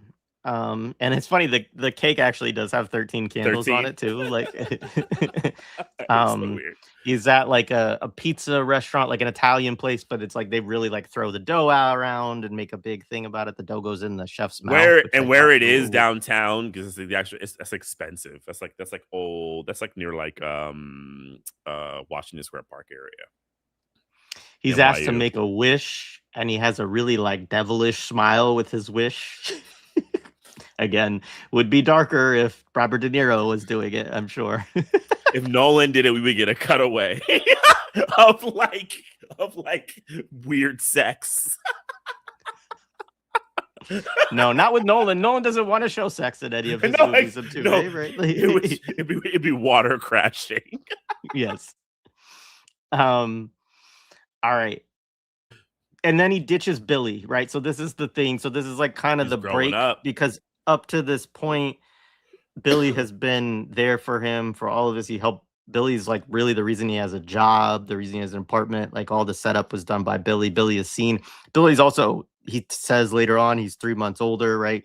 He's a little older, but that's not really, he's depicted as more mature because his family situation is seen as not being able, his parents, because they're depicted as not being able to fulfill the parental function for him. The Hollywood idea is then that this gives him this ability to, basically be this kind of emancipated minors type figure that can figure all this shit out. But you get the kind of, and this is an awful, again, like having done this at different points, it's a terrible thing that men and boys do is like you ditch your homies basically for the girl for a while, right? Like fucking awful shit. The funny thing all about it is because their age, when you're 12, it's one thing. If they were 17, it'd be like, yo, homie, guess what? She wants to hang out. Yo, get out of here, man. Why you hanging with me? Like it becomes the different kind of coding. And that's where it is. It's like and that's where but also to me, it highlights how nasty it is that he's 13. Because like, and this is the thing with the movie. It's like, it's the assumptions of male asexual awakenings and what that means within society at large is really, it's patriarchal in the kind of idea that like, because he's reached this 13 age and it happens on his 13th birthday, right? Which they don't really hammer, but like it is it's explicit because it's in the narrative. Yeah. Because I don't think he tells her that it's his birthday, right? They're just hanging out, right? Yeah, I don't remember that that's explicitly said to her because it probably would generate an awkward conversation around his actual age. Yeah. But they do go, he tells Billy, I just got to do something. I got to go meet somebody, got to be somewhere. Billy's like, we got all night because they've been doing this stuff all night for weeks or probably months at this point, right? And so they go out to but it has to have been months because they go to the carnival. They go to the same fair, and Zoltar is actually there, which I, had kind of forgotten that part. Yeah. And he makes a choice, of course, not to go to Zoltar to get turned back into. Well, he doesn't see it. I don't think he sees it. I don't know. I don't think he sees it. I think the implication is more that he's so wrapped up in the entire thing that he's no longer searching for it. Because there's the shot that happens is they're back to it.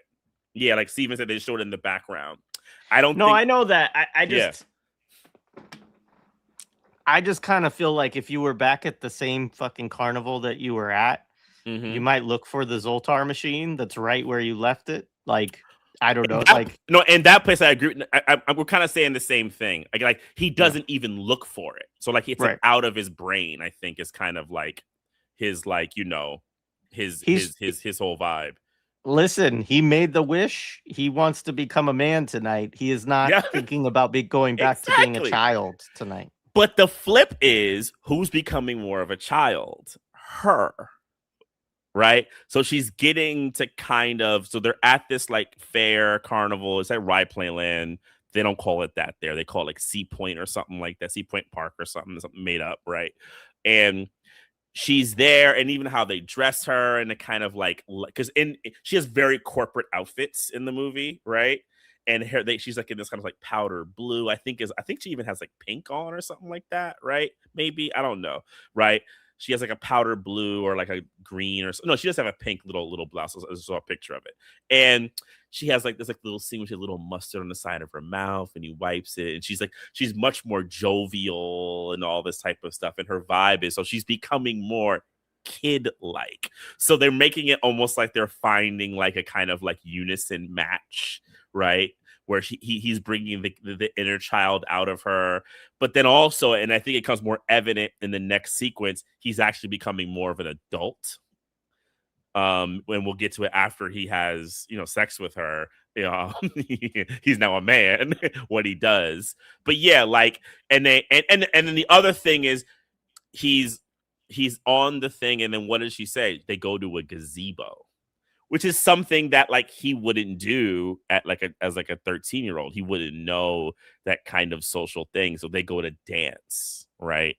And she asks him questions like, what were you like as a child? And he's like, oh, I wasn't that much different. And she's like, I believe that, and it's like, and it's real stoking that thing of like he's so close to his inner child, and he's about to tell her the truth, right? He pulls back, and then no, they lock eyes, and they kiss, and they have the big whooshing music goes up, and he's now and you get to see him like enter adulthood a bit, right? A little bit, and then you then cut to her apartment, and you get the the infamous sequence of The point in the movie where my mom looks over to me as I'm sitting in the theater with no popcorn, no candy, because, and I shout out to my parents. They weren't cheap. They were frugal, as somebody said in the chat. They didn't waste money on things like this. But, you know, as I mentioned in the beginning, if you missed it, my parents would never buy me concessions at the movies because they were always like, that stuff is too expensive. And in this moment, as Elizabeth Perkins is unbuttoning her blouse and grabbing Tom Hanks's hand, my mother is like, "Hey, do you want to go get some popcorn now?" And I'm sitting there like, I don't know what's going on, but no, I do not want to go anywhere right now. absolutely not. Oh man, I actually wonder, has anyone ever asked Elizabeth Perkins? I should have looked it up, like specifically about that scene and like what it is for her career, and like the kind of thought. Like I should have looked it up. It's very, very, very, very interesting. But yeah, and the way the sequence plays out is because like even his face looks creepy in it. Like there's no way that Tom Hanks can play the sequence in a way that doesn't make it, because he's like looking at it as something that he's like never seen before, because he's never seen it. So his face, like it looks, he's very De Niro in that moment. He found his De Niro in that moment. And And it is she creepy. And like, yeah, yeah, yeah, go ahead. yeah, like taking off her blouse, and then she's like instructing him. And I don't want to go through all the myriad of ways of how creepy this is, and I think people could, can think about it. But there's like two ways that I could think about it. One, A is like the concept of like instructing, right? Which I'm not going to get into sexual politics on that, but when you do that with like a grown person and a person who's a minor, that's just there. but then also the flip side of it, of like, how does a young man find permission to be with an older woman in this kind of like mythical construction, which is like confirming the fantasy of that's kind of implanted, but like kind of going back to what we said on his birthday. So it's like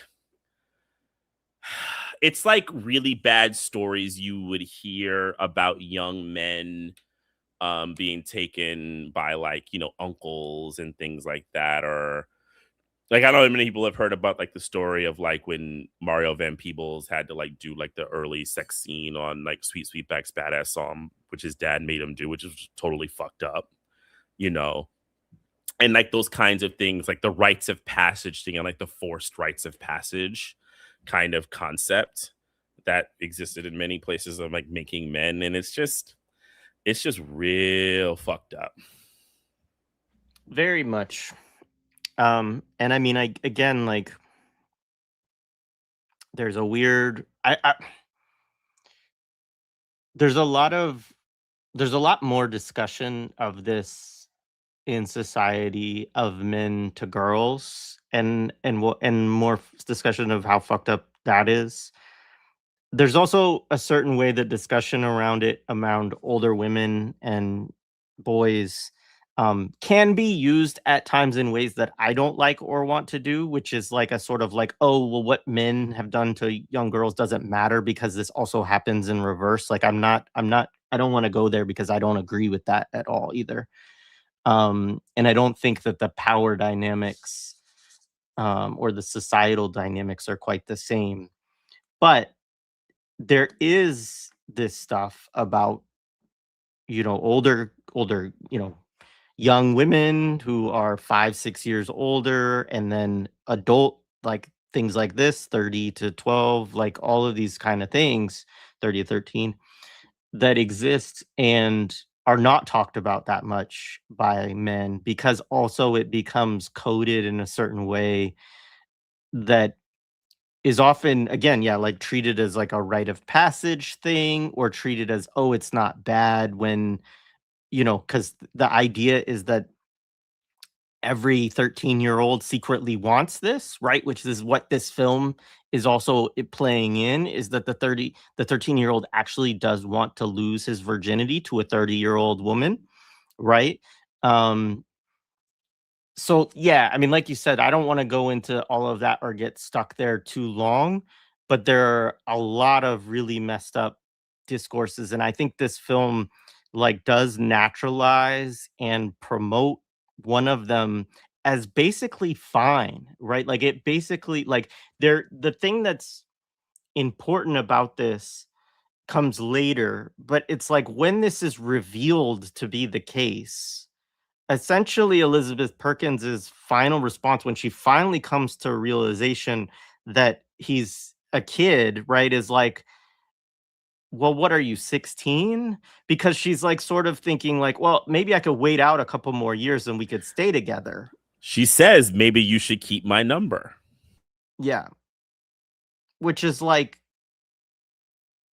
so it's a lot of justification provided in this film for things that I think on multiple levels are just, I think, from a moral standpoint, I bristle at quite significantly.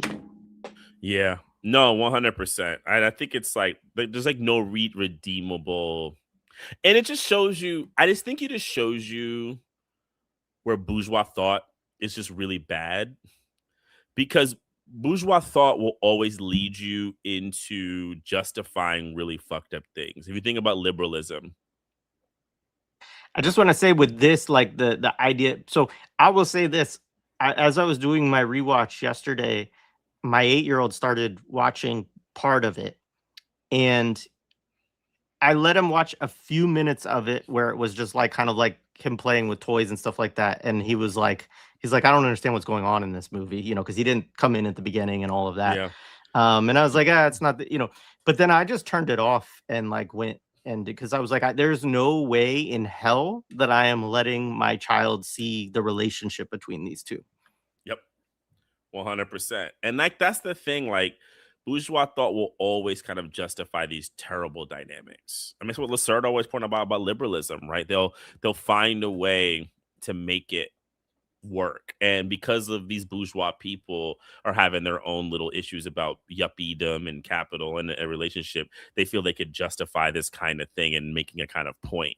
So, like, yeah, they kiss, and I think they probably thought they were doing the right thing by not having it go beyond a kiss, right? Oh yeah, that's it's sweet and wholesome, you know. But what's the next scene? They literally turned the music up to some like band music. He like walks in. He's got like a new bop, right? He's in there. It's an elevator. The elevator ding, and he walks out, and he's a man, and he's like, "Good morning, I'll have a everybody. cup of coffee. You don't drink Right. coffee. Black, please. Black, please." Right. And like he takes down his like kind of childish things kind of like off of his like door, like do not enter. He's gonna become more of an adult. And like the first sequence you have him in it, after that, he's at like a yuppie dinner, right, with her. He's in a suit. I think it's the first time other than the tux you see him in a suit. He's like in a full suit, right? He even looks a little bit more like sleek the way they kind of like have him like in the suit. And like this is a very like New York coded, like, they probably own a real expensive townhouse type people, right? In like maybe the Upper West Side or maybe even Upper East Side. Like they have a lot of money kind of folks, and they're having like adult conversation, and they begin talking about Christopher fucking Columbus, which is like, and Josh, because he's probably, because he's in 7th grade or 8th grade, at 7th grade if he's 12, right? He would know about all the ships, and the guy's like, yeah, so I was watching this thing on PBS about and he's like, yeah, there was actually 4 ships, yes, and he knew all the names of the ships, and they're like, oh, you watched it too, and he's like, well, no, I used to study that stuff, and like everyone's like dazzled, right? And then the kid, so this is as if fucking Christopher Columbus is some obscure like thing to have a documentary about in the United States. But also it's like you yuppies, you've gotten so far, you don't even know your founding father information. How dare you, yuppies? What's wrong with you, right? And then the other big part is the kid walks in and he's struggling with his algebra, and the father is like, look, I have company over, and he's like telling the kid that he can't do it, right? And Josh then goes, oh, algebra, I used to study that too. And he goes off, and like, they're like, the women are like, oh, like amazing, like, and he goes in there, and then they cut to the next scene of him like helping the kid with his algebra, and he's a really like good natural teacher, and like the 2 women are looking over, and they're like, oh my god, he's so good with him, and like he's the best, you found the catch. He says, if Larry Bird scores 10 points in the first quarter, how many is he gonna score in the game? And the kid says 40, and he says, yeah, pretty good guess. He said, that's algebra. Yeah, boom, right? And like, but like, it is this coding towards like the yuppies. You're they do it all the time, and I do think it's like part of the, like I said, like I brought up Ordinary People. It starts the beginning of the 80s, it goes through the 80s, Breakfast Club, all these fucking movies that we don't listen to our kids. We've kind of lost our human way, so forth and so on. And their answer to it is to get some Josh Baskin in you, right? Or Elizabeth Perkins, go find you a Josh Baskin, not a stuffy asshole who doesn't pay attention to his kid, which you shouldn't have that. You shouldn't do that either. But this is a movie, right?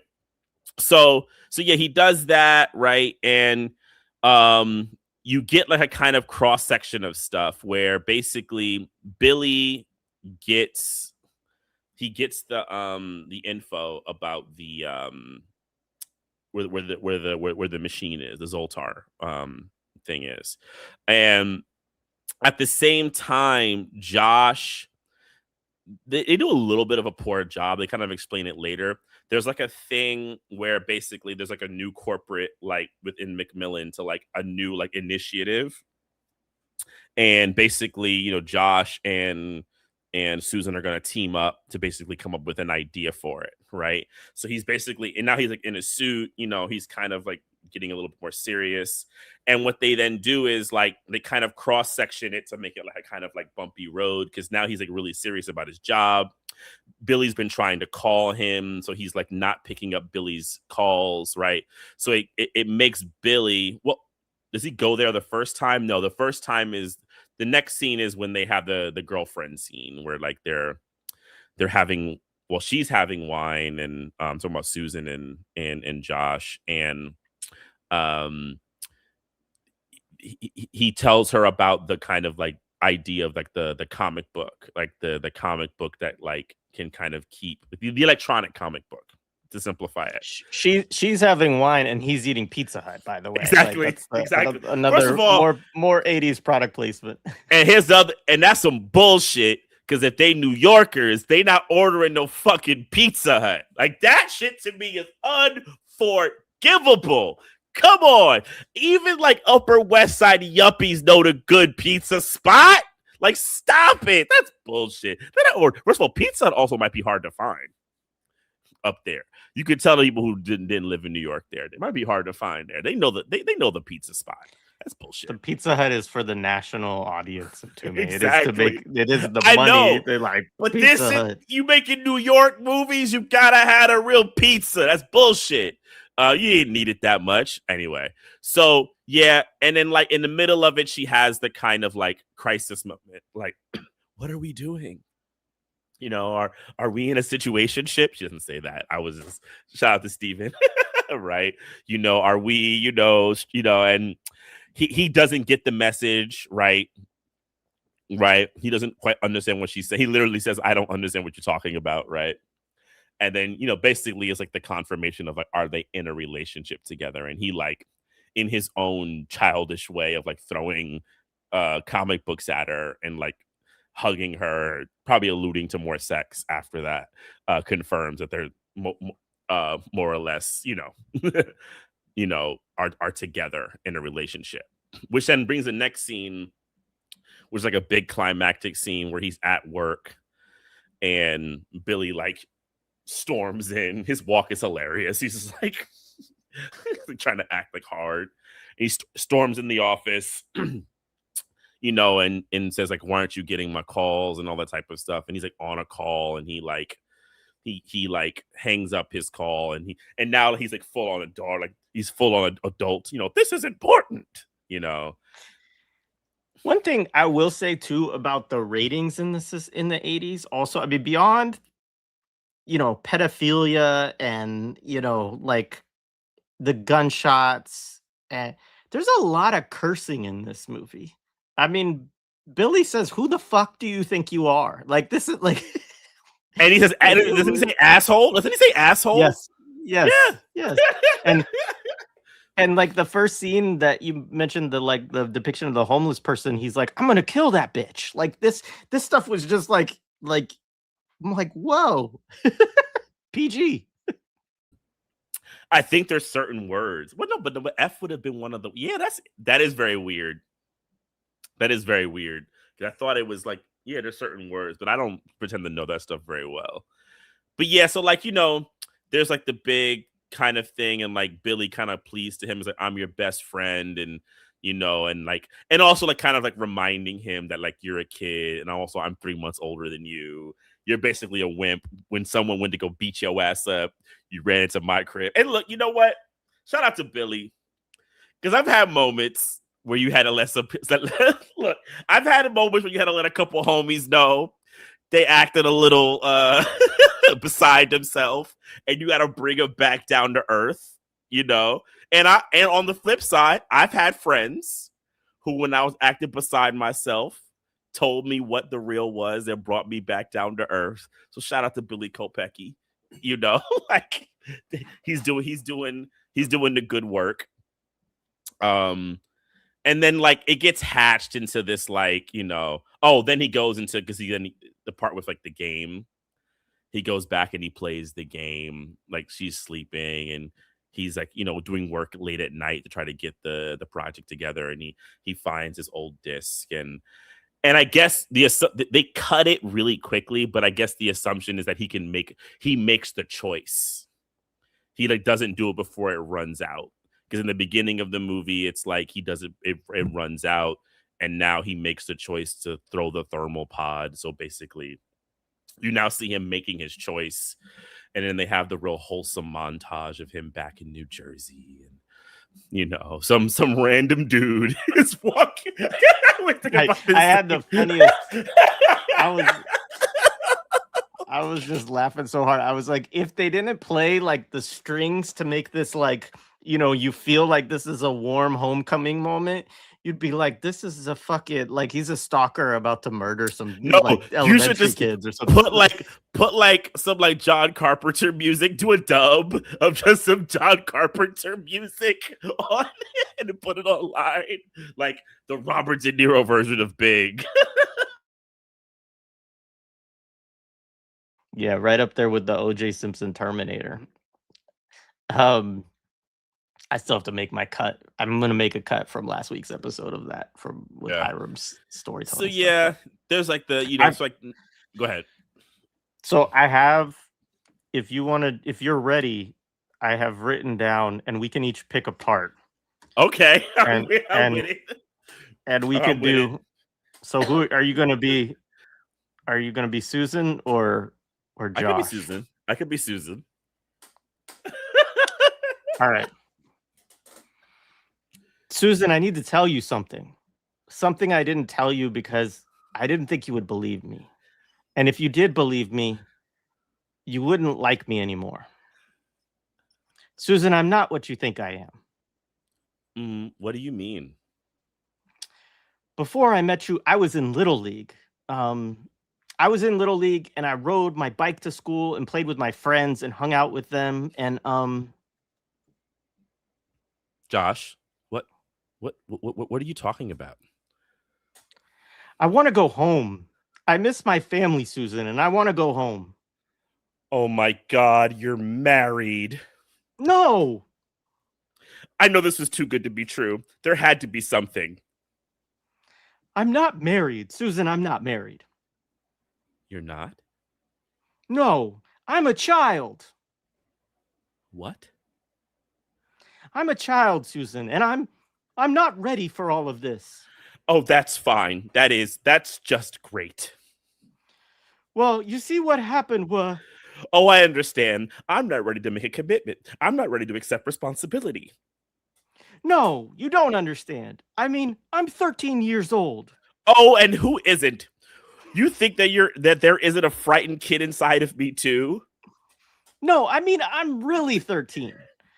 I went to bed one night and I was a kid. And when I woke up the next morning, I was a grown-up. Oh, right. And just yesterday, I was a schoolgirl with pigtails. Why are you doing this, Josh? There was this carnival in New Jersey. Please. I made a wish on a machine. It was called the Zoltar machine. Oh, stop it. It was called the Zoltar machine. It had this bobbing head. It looked just like a devil. And if you got a quarter in the devil's mouth, you could make a wish. So I made a wish to be big. That's what I'm trying to tell you, is that I've changed into a grown-up and I'm really just a kid. Fine, Josh, you're a kid. Look, I really don't know what is that you're trying to do to tell me, but we have a very big presentation to give tomorrow, so I'm going to get some sleep. Door slams. NC. So we actually, I forgot about that, and he calls it a devil. I think that is important. That like the Zoltar is a devil, so it's a devil deal. So the idea that the kind of the genie is a devil. Yeah, I mean that's very Rod Serling. It's actually very Rod Serling.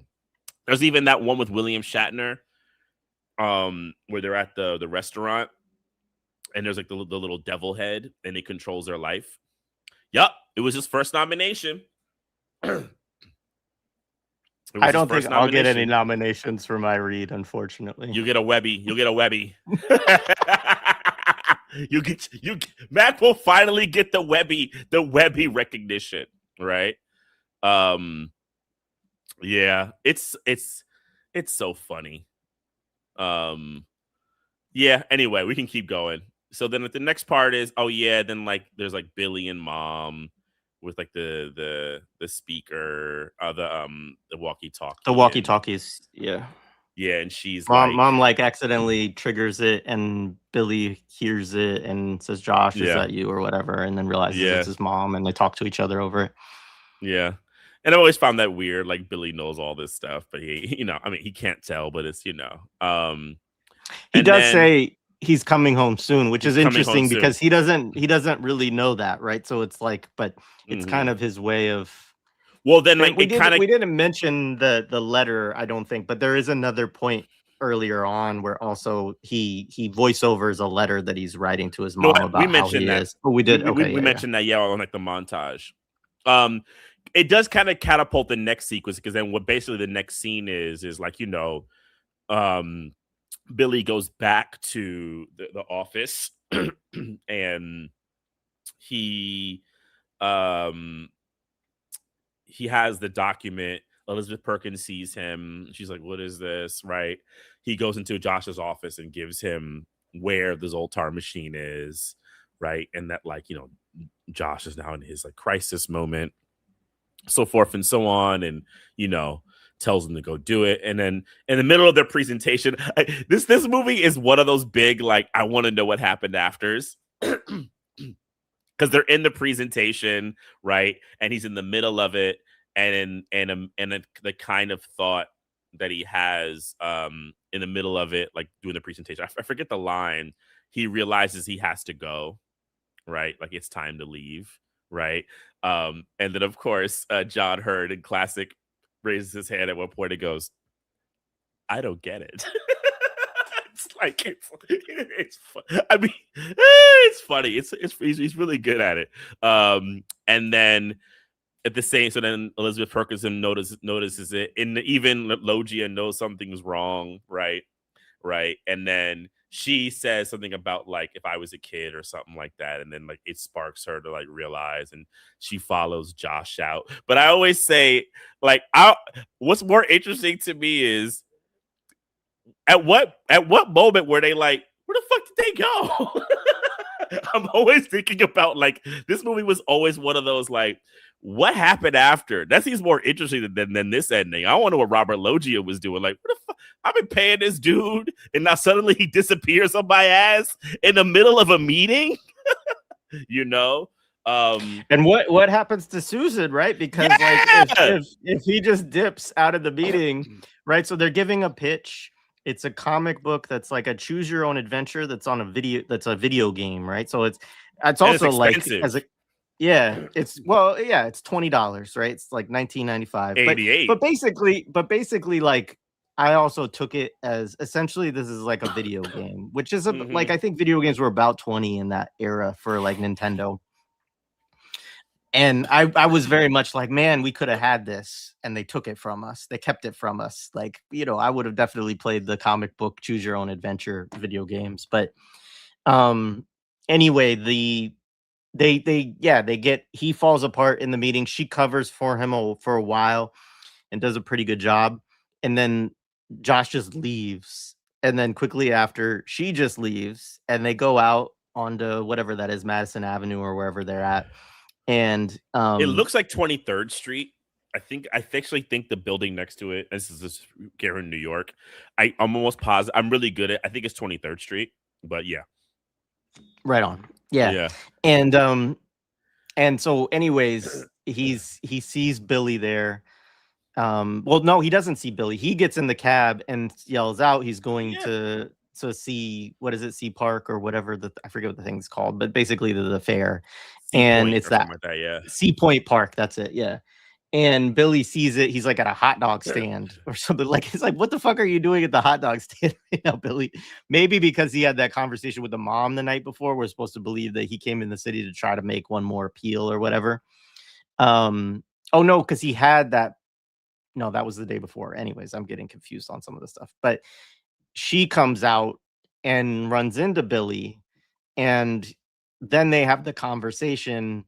And this is where she's starting to really come to the realization that he actually is 13 years old, because his friend now that she meets is 13.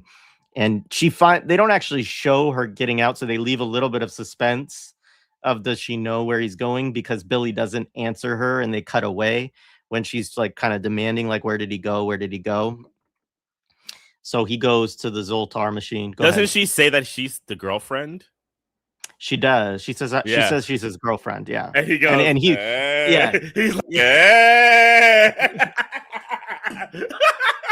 his face is like, ooh. Like that's what I want. I want to know what happened after. I mean, this is where It's you get like, like what was Josh's and Billy's convos for the rest of their life after the end of this movie. It's for so real. weird. For real. And I like that is also where it's really weird to me too, because I don't even know what I want to say right now, because it's but just like at 13 years old, even though you might have sexual fantasies and things like this, right? Yeah. Like it usually is not for women that are that much fucking older than you. Like she's a very mom-like character in the film and has a very like maternal kind of relationship within the film, right? Like that's yeah. Well, that's where they're ending. It's weird because then what happens is like, and that's where yeah. Anyway, what happens is he gets to the spot, right? And he goes through the same ritual where he unplugs the Zoltar machine, he kicks it, you know, and then he asks. You don't hear him verbalize what he wants. You don't hear him verbalize it, right? In that time, there's like a cut of Elizabeth Perkins driving up in her car, which is also hilarious that people got cars in New York like that. That's a little bit of a stretch. I don't know about that. Even corporate people, they more like live close to the train and took cabs everywhere in the 80s. Cars, that's a bit of a good ride. That's a riding convenience. Right. Anyway, so she comes up there, she sees him, right? And she's like, she knows, and she's like, why did you leave? You can't leave like that. She sees the car about his wish being granted. And like she's very crushed by it. And he says to her a couple of things I think is important. I had to think about, what there's only really one reason that I would stay. And what would that? It would be you. Right. And there is this kind of like, I mean, it's all very chaotic. They're trying to basically like lock that like their love is real in this world. They're trying to do two things at once, but also this is the real him and not the real him at the same time. It's just a very chaotic, not really well thought out thing. The other thing I found interesting with that is he asks her to go back with him, and she says, no, I've done that already, right? Which I could feel that. I would not want to go back and be 13 again either, right? That shit was not fun, right? And you see her kind of accepting that, and like the way that it's the way they kind of play it both ways for the rest of the sequence, where like she kind of steps into a kind of like guardian standpoint with him, but then like does this leave the door open thing. So she goes, so how old? So this is the line you say, how old are you? She goes, 13. She goes, well, maybe in 10 years or something like that. Like, you know, maybe you should keep my number. So like it's like the kind of invitation to when he becomes like not just immediately of age, but like of age and like able to drink and maybe graduates from college, right? Like that's the time that he could be somewhat acceptable for her, right? But also, I mean, age difference in marriage, she'd be like in her 40s and he'd be 23. I mean, anyone. I'm not against that type of stuff, but like in this um in this context is very nasty, right? But the way the rest of the thing plays out is that because she takes him back home. I mean, she becomes a guardian, right? And she's like his guardian. And it's like how you go from like this person you were in a relationship with to like their guardian. She takes him back home, right? And then, she says, you're gonna forget about me. And he says, no, I never, I won't, you know. And when he goes in to kiss her, she kisses him on the head in the car, right? and like that's the kind of like symbol that like this is over. But the way it translates is kind of goes back to that like she was still his rites of passage. Like Yeah. she was able to kind of be the older woman that he was able to kind of learn about his transport into manhood through. And it's totally fine with her. But at least in this moment, you know, I would imagine this woman would need deep therapy after that. Fuck yeah. And like the you're supposed to come away with this that they're both better for this. That like that this that she is a much better version of herself than the version that was just sleeping around trying to climb through the corporate ladder, right? Which is the way that she's depicted, as fucked up as that stereotype is. And that he is now like, even though he's going back to being a child, he will no longer have those issues of like self-confidence. I'm too little, I can't get, because he's lost his virginity and all of this stuff. And so then again, it's like it's providing a narrative that justifies the relationship ultimately, even if it understands that it can't work. It still sees the relationship as having benefited both of them throughout the arc of the story and who they are at the end, because at the end they're better people than they were at the beginning and they're more actualized.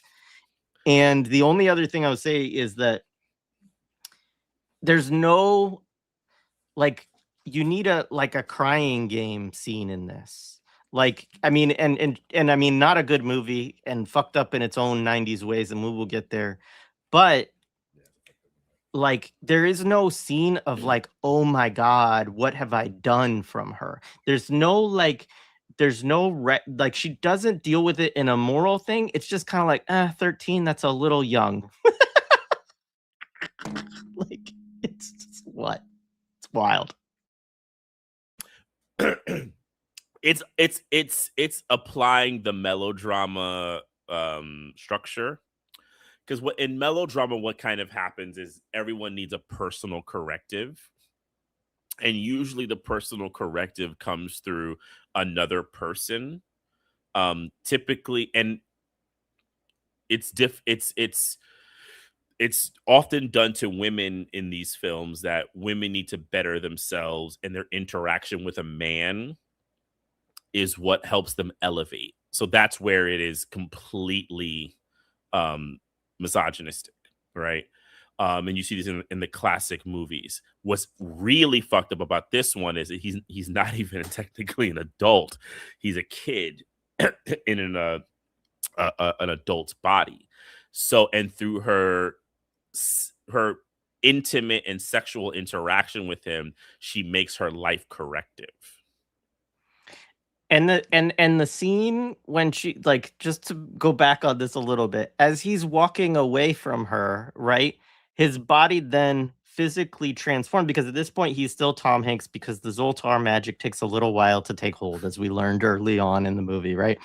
And so he's walking away as Tom Hanks, and then you have him now back as the version that's played by David Moscow as a kid, in like, now he's swimming in this suit, right, that he's wearing, because he's wearing the same suit, but it's huge on him now because he's a little kid. And again, like, as he turns around and he looks at her and he gives this smile, there's like this sort of like weird thing between the two of them still, of like this like kind of wink and nod and like, smile It back and forth can't at each not other. be weird as shit. Like, there's no way that shit cannot be weird as fuck. And because what does it read like? If you take away the adult thing, it's just like an adult. So there's actually a film that I don't like by Agnes Varda that actually does this. It's with Jane Birkin. What's the name of the film? And it's about a yuppie woman who has a relationship with a younger I think he's like 14, 15 in the film. And it's one of Varda's worst movies. It's really, really bad. But and it's kind of like this idea that there's like this wink wink, and it's just like uh like, there's no way that shit could not be weird, right? Like, and I'm not even gonna I'm not even gonna. It's I'm not fucking even gonna do weird. it. It's Yeah. weird. And it's weird that like, then like that it's all weird. And then it's weird that this movie gets nominated for Academy Awards, that Penny Marshall is like lauded as a director here. Spielberg sister, which is also strange because like this also connects into the Indiana Jones plot in which his girlfriend is supposed to be like 12 or 13, right? And but then in that world it's 10 years later and it's all fine now, right? Which is like, so like you could take this and then flip it and just be like, watch Indiana Jones as a sequel and switch the gender roles. Maybe that's what the movie magic that needs to happen is the Zoltar does another spell. Yes, the movie is Kung Fu Master by Agnes Varda. Yeah. Agnes, your liberalism really showed there in that one. Anyway, but yeah, it's just bad. And then like how the movie ends, right? He's in his clothing. He like runs out to his mom, and you hear Mercedes rule, and he's like, "Oh ma," right? And then you get the music, the big like crane shot, and then it's just back to him and Billy Kopecky walking back down the street. That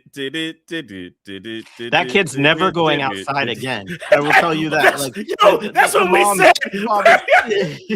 Till at least he's 18. And honestly, he is not going to a university.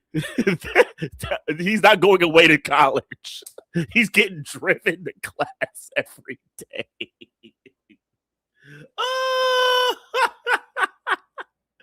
Oh man. And like, how does he explain this is the big two that we need is like, no, we don't. I'm just kidding. But like, how does he explain what has happened over the last year, right? Because it's a year that has passed at least, or roughly, right? Because you just assume that Zoltar is only there those, once a year as a county fair or whatever it is, right? And so like destroy Zoltar. Like how do you explain that? Like what story did he manufacture about what happened over the last year, and how does he? Yeah, they had me as movie a magic. Surrogate son. Like there's no story. There's no story.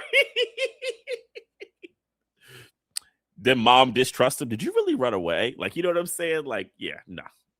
Maybe does he just straight up tell her the truth? And he's like, Mom, when you attacked that man with the knife and scared him out of the house, that was actually me. You know what happens then, dude?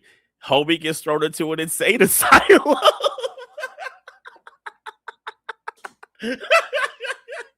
We could create a series of sequels for this that should never exist. And that's what I mean. Like the movie, because there's nothing that we can actually locate that's familiar to our reality. We don't ask these questions. It ends up becoming distance. We subconsciously accept that it's a movie, a cinema fable that can never happen. I mean, similar in some respects. Similar in some respects to things like Home Alone actually also is like, there's a lot within those movies that you just accept, like, oh, we're watching a movie here. Like this is not real world. Like we're in dreamland in some ways. Yeah. And that song at the end of it. And it's just like, wow. Yeah. So that's big. And it was a mega hit. And it's still considered like a very significant movie. I don't think you don't get a lot of criticism of this movie. I think people kind of go, yeah, it's icky, and they leave it there. Yeah, so there is some stuff. Like there are people who have definitely like the sexual dynamics and stuff like that, like are explored by like feminist critics and stuff like that, rightfully so. And what years? I'm curious because I feel like it probably came much later. Much later, yeah, yep. Yeah. I don't think it was. It'd be very curious if anybody like seriously critiqued it at the time. Doubt it. I You looked know, up like everyone from like people. I mean, I don't like these people from like Janet Maslin. I looked at a bunch of the women critics of the time, and I didn't see any, or the male critics. It was pretty much lauded. yeah, and most of the stuff I'm talking about is just like stuff you find online from people with like Hmm. movie blogs and things like this, you know. But um yeah, it was not it was acclaimed, and yeah, $18 million budget. It was a huge smash. And I mean, I think again that it connects in, like, they got it rated PG, which is just like Wow. is a coup, right? Because if this movie is rated PG-13, then I mean, you know, most parents probably wouldn't have cared as that much because they didn't care, you know, if we were watching Terminator or Alien or whatever else in the, you know. But I do feel like it would be different. Like, PG is still the thing, and even back then it was of like, oh yeah, you can, you know, I mean, technically it meant parental guidance, but the idea behind it was like it's a movie that's for all ages, Yeah. right? Which is just like a wild, wild thing to think about Yeah. for this movie. Yeah. It's so weird, man. But that's the 80s, dude. Like, that's the 80s. I mean, like, even with I think even with like the subsequent versions of this kind of movie, I feel like they've cut out the sexual parts. Like they're even there, the awareness exists. That's what I'm saying. Like there is like I've seen a few like kind of variants of these kind of movies that have been made within the last like 15 years. Yeah. And it's much more it's not it's nowhere near as insidious as this No. usually. Like, I mean, and I'm not saying that they're good or they promote good values and things like that, but they don't, like, if they deal with relationship stuff, it's never like there's never a sexual relationship aspect of it. It's like, Yeah. oh yeah, that guy used to be your mom's ex and now you're your mom, but you don't talk to him and you're trying to like stay, like it's all about kind of maintaining a level of distance usually so that they don't do Yeah. what they do in this movie, right? Like it's Yeah. like to avoid a potential scene like this. And Yeah. you know, they just went with it in the 80s. It's wild. Yeah. So weird. So It's weird. wild. Yeah, I agree. I don't think you could make it. I don't think you could have make it in 2010. I don't Yeah. I think that's very much locked in the 80s. I'd be hard pressed to think they could have done it in the 90s. In a major studio, Mm, I could see it in an indie film. Definitely yeah. could see it in an indie film, considering some of the disgusting stuff that happened in independent movies. Because it There's a was lot of fucked up in the shit that comes 90s in and the early 90s for 2000s. sure. Yeah. Yeah. But this particular coming out of a studio picture, no. I don't think they were doing this. No, and you shouldn't want to. Yeah, nobody. No. I don't. It was bad. It's bad. Like I'm with the idea that this movie should have been censored. That somebody should have been like, no, we can't do this. Actually, this is No. not allowable. They are not allowed to have One day my daughter a. will ask me, "What's up with this movie Big?" And I'm be like, yeah, nope. I said, when you're an adult, I'll give you some context. You can go watch it, but you will never watch it under my watch. No, no. All right. A24 will bring it back. That's funny. Bernard King games from '84. Yeah, Bernard King he was that dude. First of all, I'm sorry that you grew up watching CGI Beast Wars. My eldest has gone because he's such a huge Transformers fan, has gone down that rabbit hole. But like the CGI in that phase of the '90s was so bad. My Yeah, God, so like bad. I mean, it was the idea behind it was cool, but the actual execution was like, oof, rough. Although that is what Josh tells them to make an Insecticon instead of the building that transforms into a robot, by the way. So Yeah.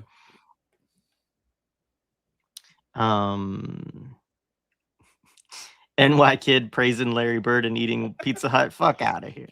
However, Even he's how from you diss it, Jersey, how and he is a you white diss, kid from that's a Jersey. real low like blow to Jersey kids. And I'm not from Jersey, but my Jersey that close to the city, they go hard. I mean, in the beginning of the movie, what? He has a either they're doing Yankees and they're doing Giants. No, they should have did a Lawrence Taylor thing instead of Larry Bird. It's because they white. Yeah, there's a lot of Beast Wars defenders in the chat. I was a little too old by the time it came around in the 90s, so I've only experienced it as an Similar. adult, going back and looking at it and being like, "Ooh, that animation is rough." So, yeah. An actual headline from Fortune magazine: Gen Z job seekers should be willing to work for free, long hours, do anything, says Squarespace's CMO last month. Yeah.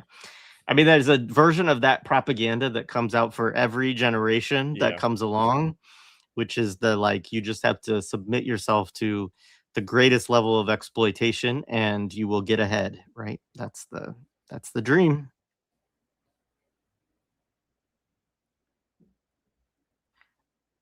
Yeah.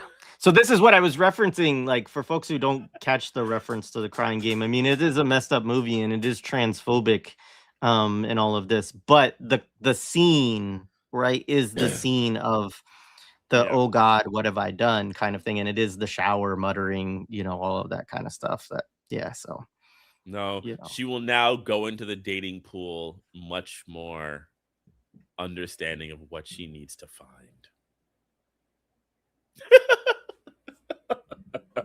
It's so bad. Yuppies in their dating bullshit. Fuck that shit. Dear Abby and all that stuff. All right. So anything you got going on this week that you want to plug or talk about? Check the Patreon. I'll have something come up on Wednesday. Put some newsletter up last week. No, nothing else other than those two. And we'll do a YouTube stream within our gate soon. I'll let y'all know about that if you're on there. Simultaneous stream of these once I get a moment to kind of sit there and figure all that shit out. Yeah. The other thing, so tomorrow I have one thing on millennials. We're going to talk about the massacre in is it Quito? How do you pronounce that? The Spanish carve out in North Africa where the Moroccan migrants went over the border. Yeah, I'm not sure the right pronunciation. I mean, there's a lot to dig into there, but also we're going to have Iker Suarez back on, who's really good on talking about migration policy and the dynamics of imperialism and social democracy and all of that. So that'll be fun. And then I'm going to go on Psychic Militancy later tomorrow to hang out with Lara Shihai. Haven't been on a stream with her for a while, so that'll be fun. Dope. And I'm going to get her takes on the Odyssey, because I feel like that was kind of the little bit, our conversation last week was great, but I was like, I need more on this psychological like attachment to like, why do Americans think that we're Greeks? Particularly like, why do white Americans think that we're Greeks? Yeah. So that then when we look at that movie and we're like, it should all be white Americans. There should like, I'll find a couple of passages because Clyde Taylor does have good writing on that. Actually, he writes, that's like the basis of like his argument about the not just the why we think we are, but the interest in rewriting it. It's like there's like a deep investment in rewriting Greek history, and he says it's a practice from the Enlightenment on. Yes, it is colonial Spanish territory, and do we care how it's pronounced? And then yes, next week we are doing Wall Street, which has been a long time coming. And I mean, I don't think it's good.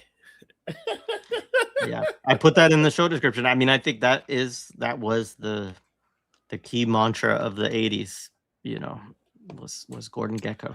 Oh, I got a question here. I'm going to say something about Jonathan Majors.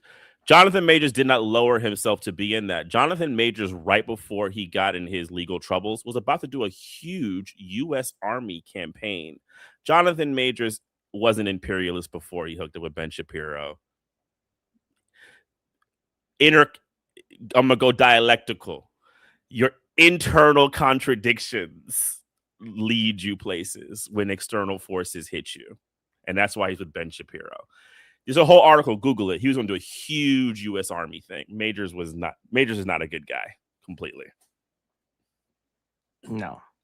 Thank you. Yeah, I mean, that movie looks totally nuts, but Yeah. you know, Ben Shapiro and him being involved in it, it's kind of what you would expect ultimately. Mm-hmm. All right. That's it, I think. Peace, everybody. Have a good week. Peace.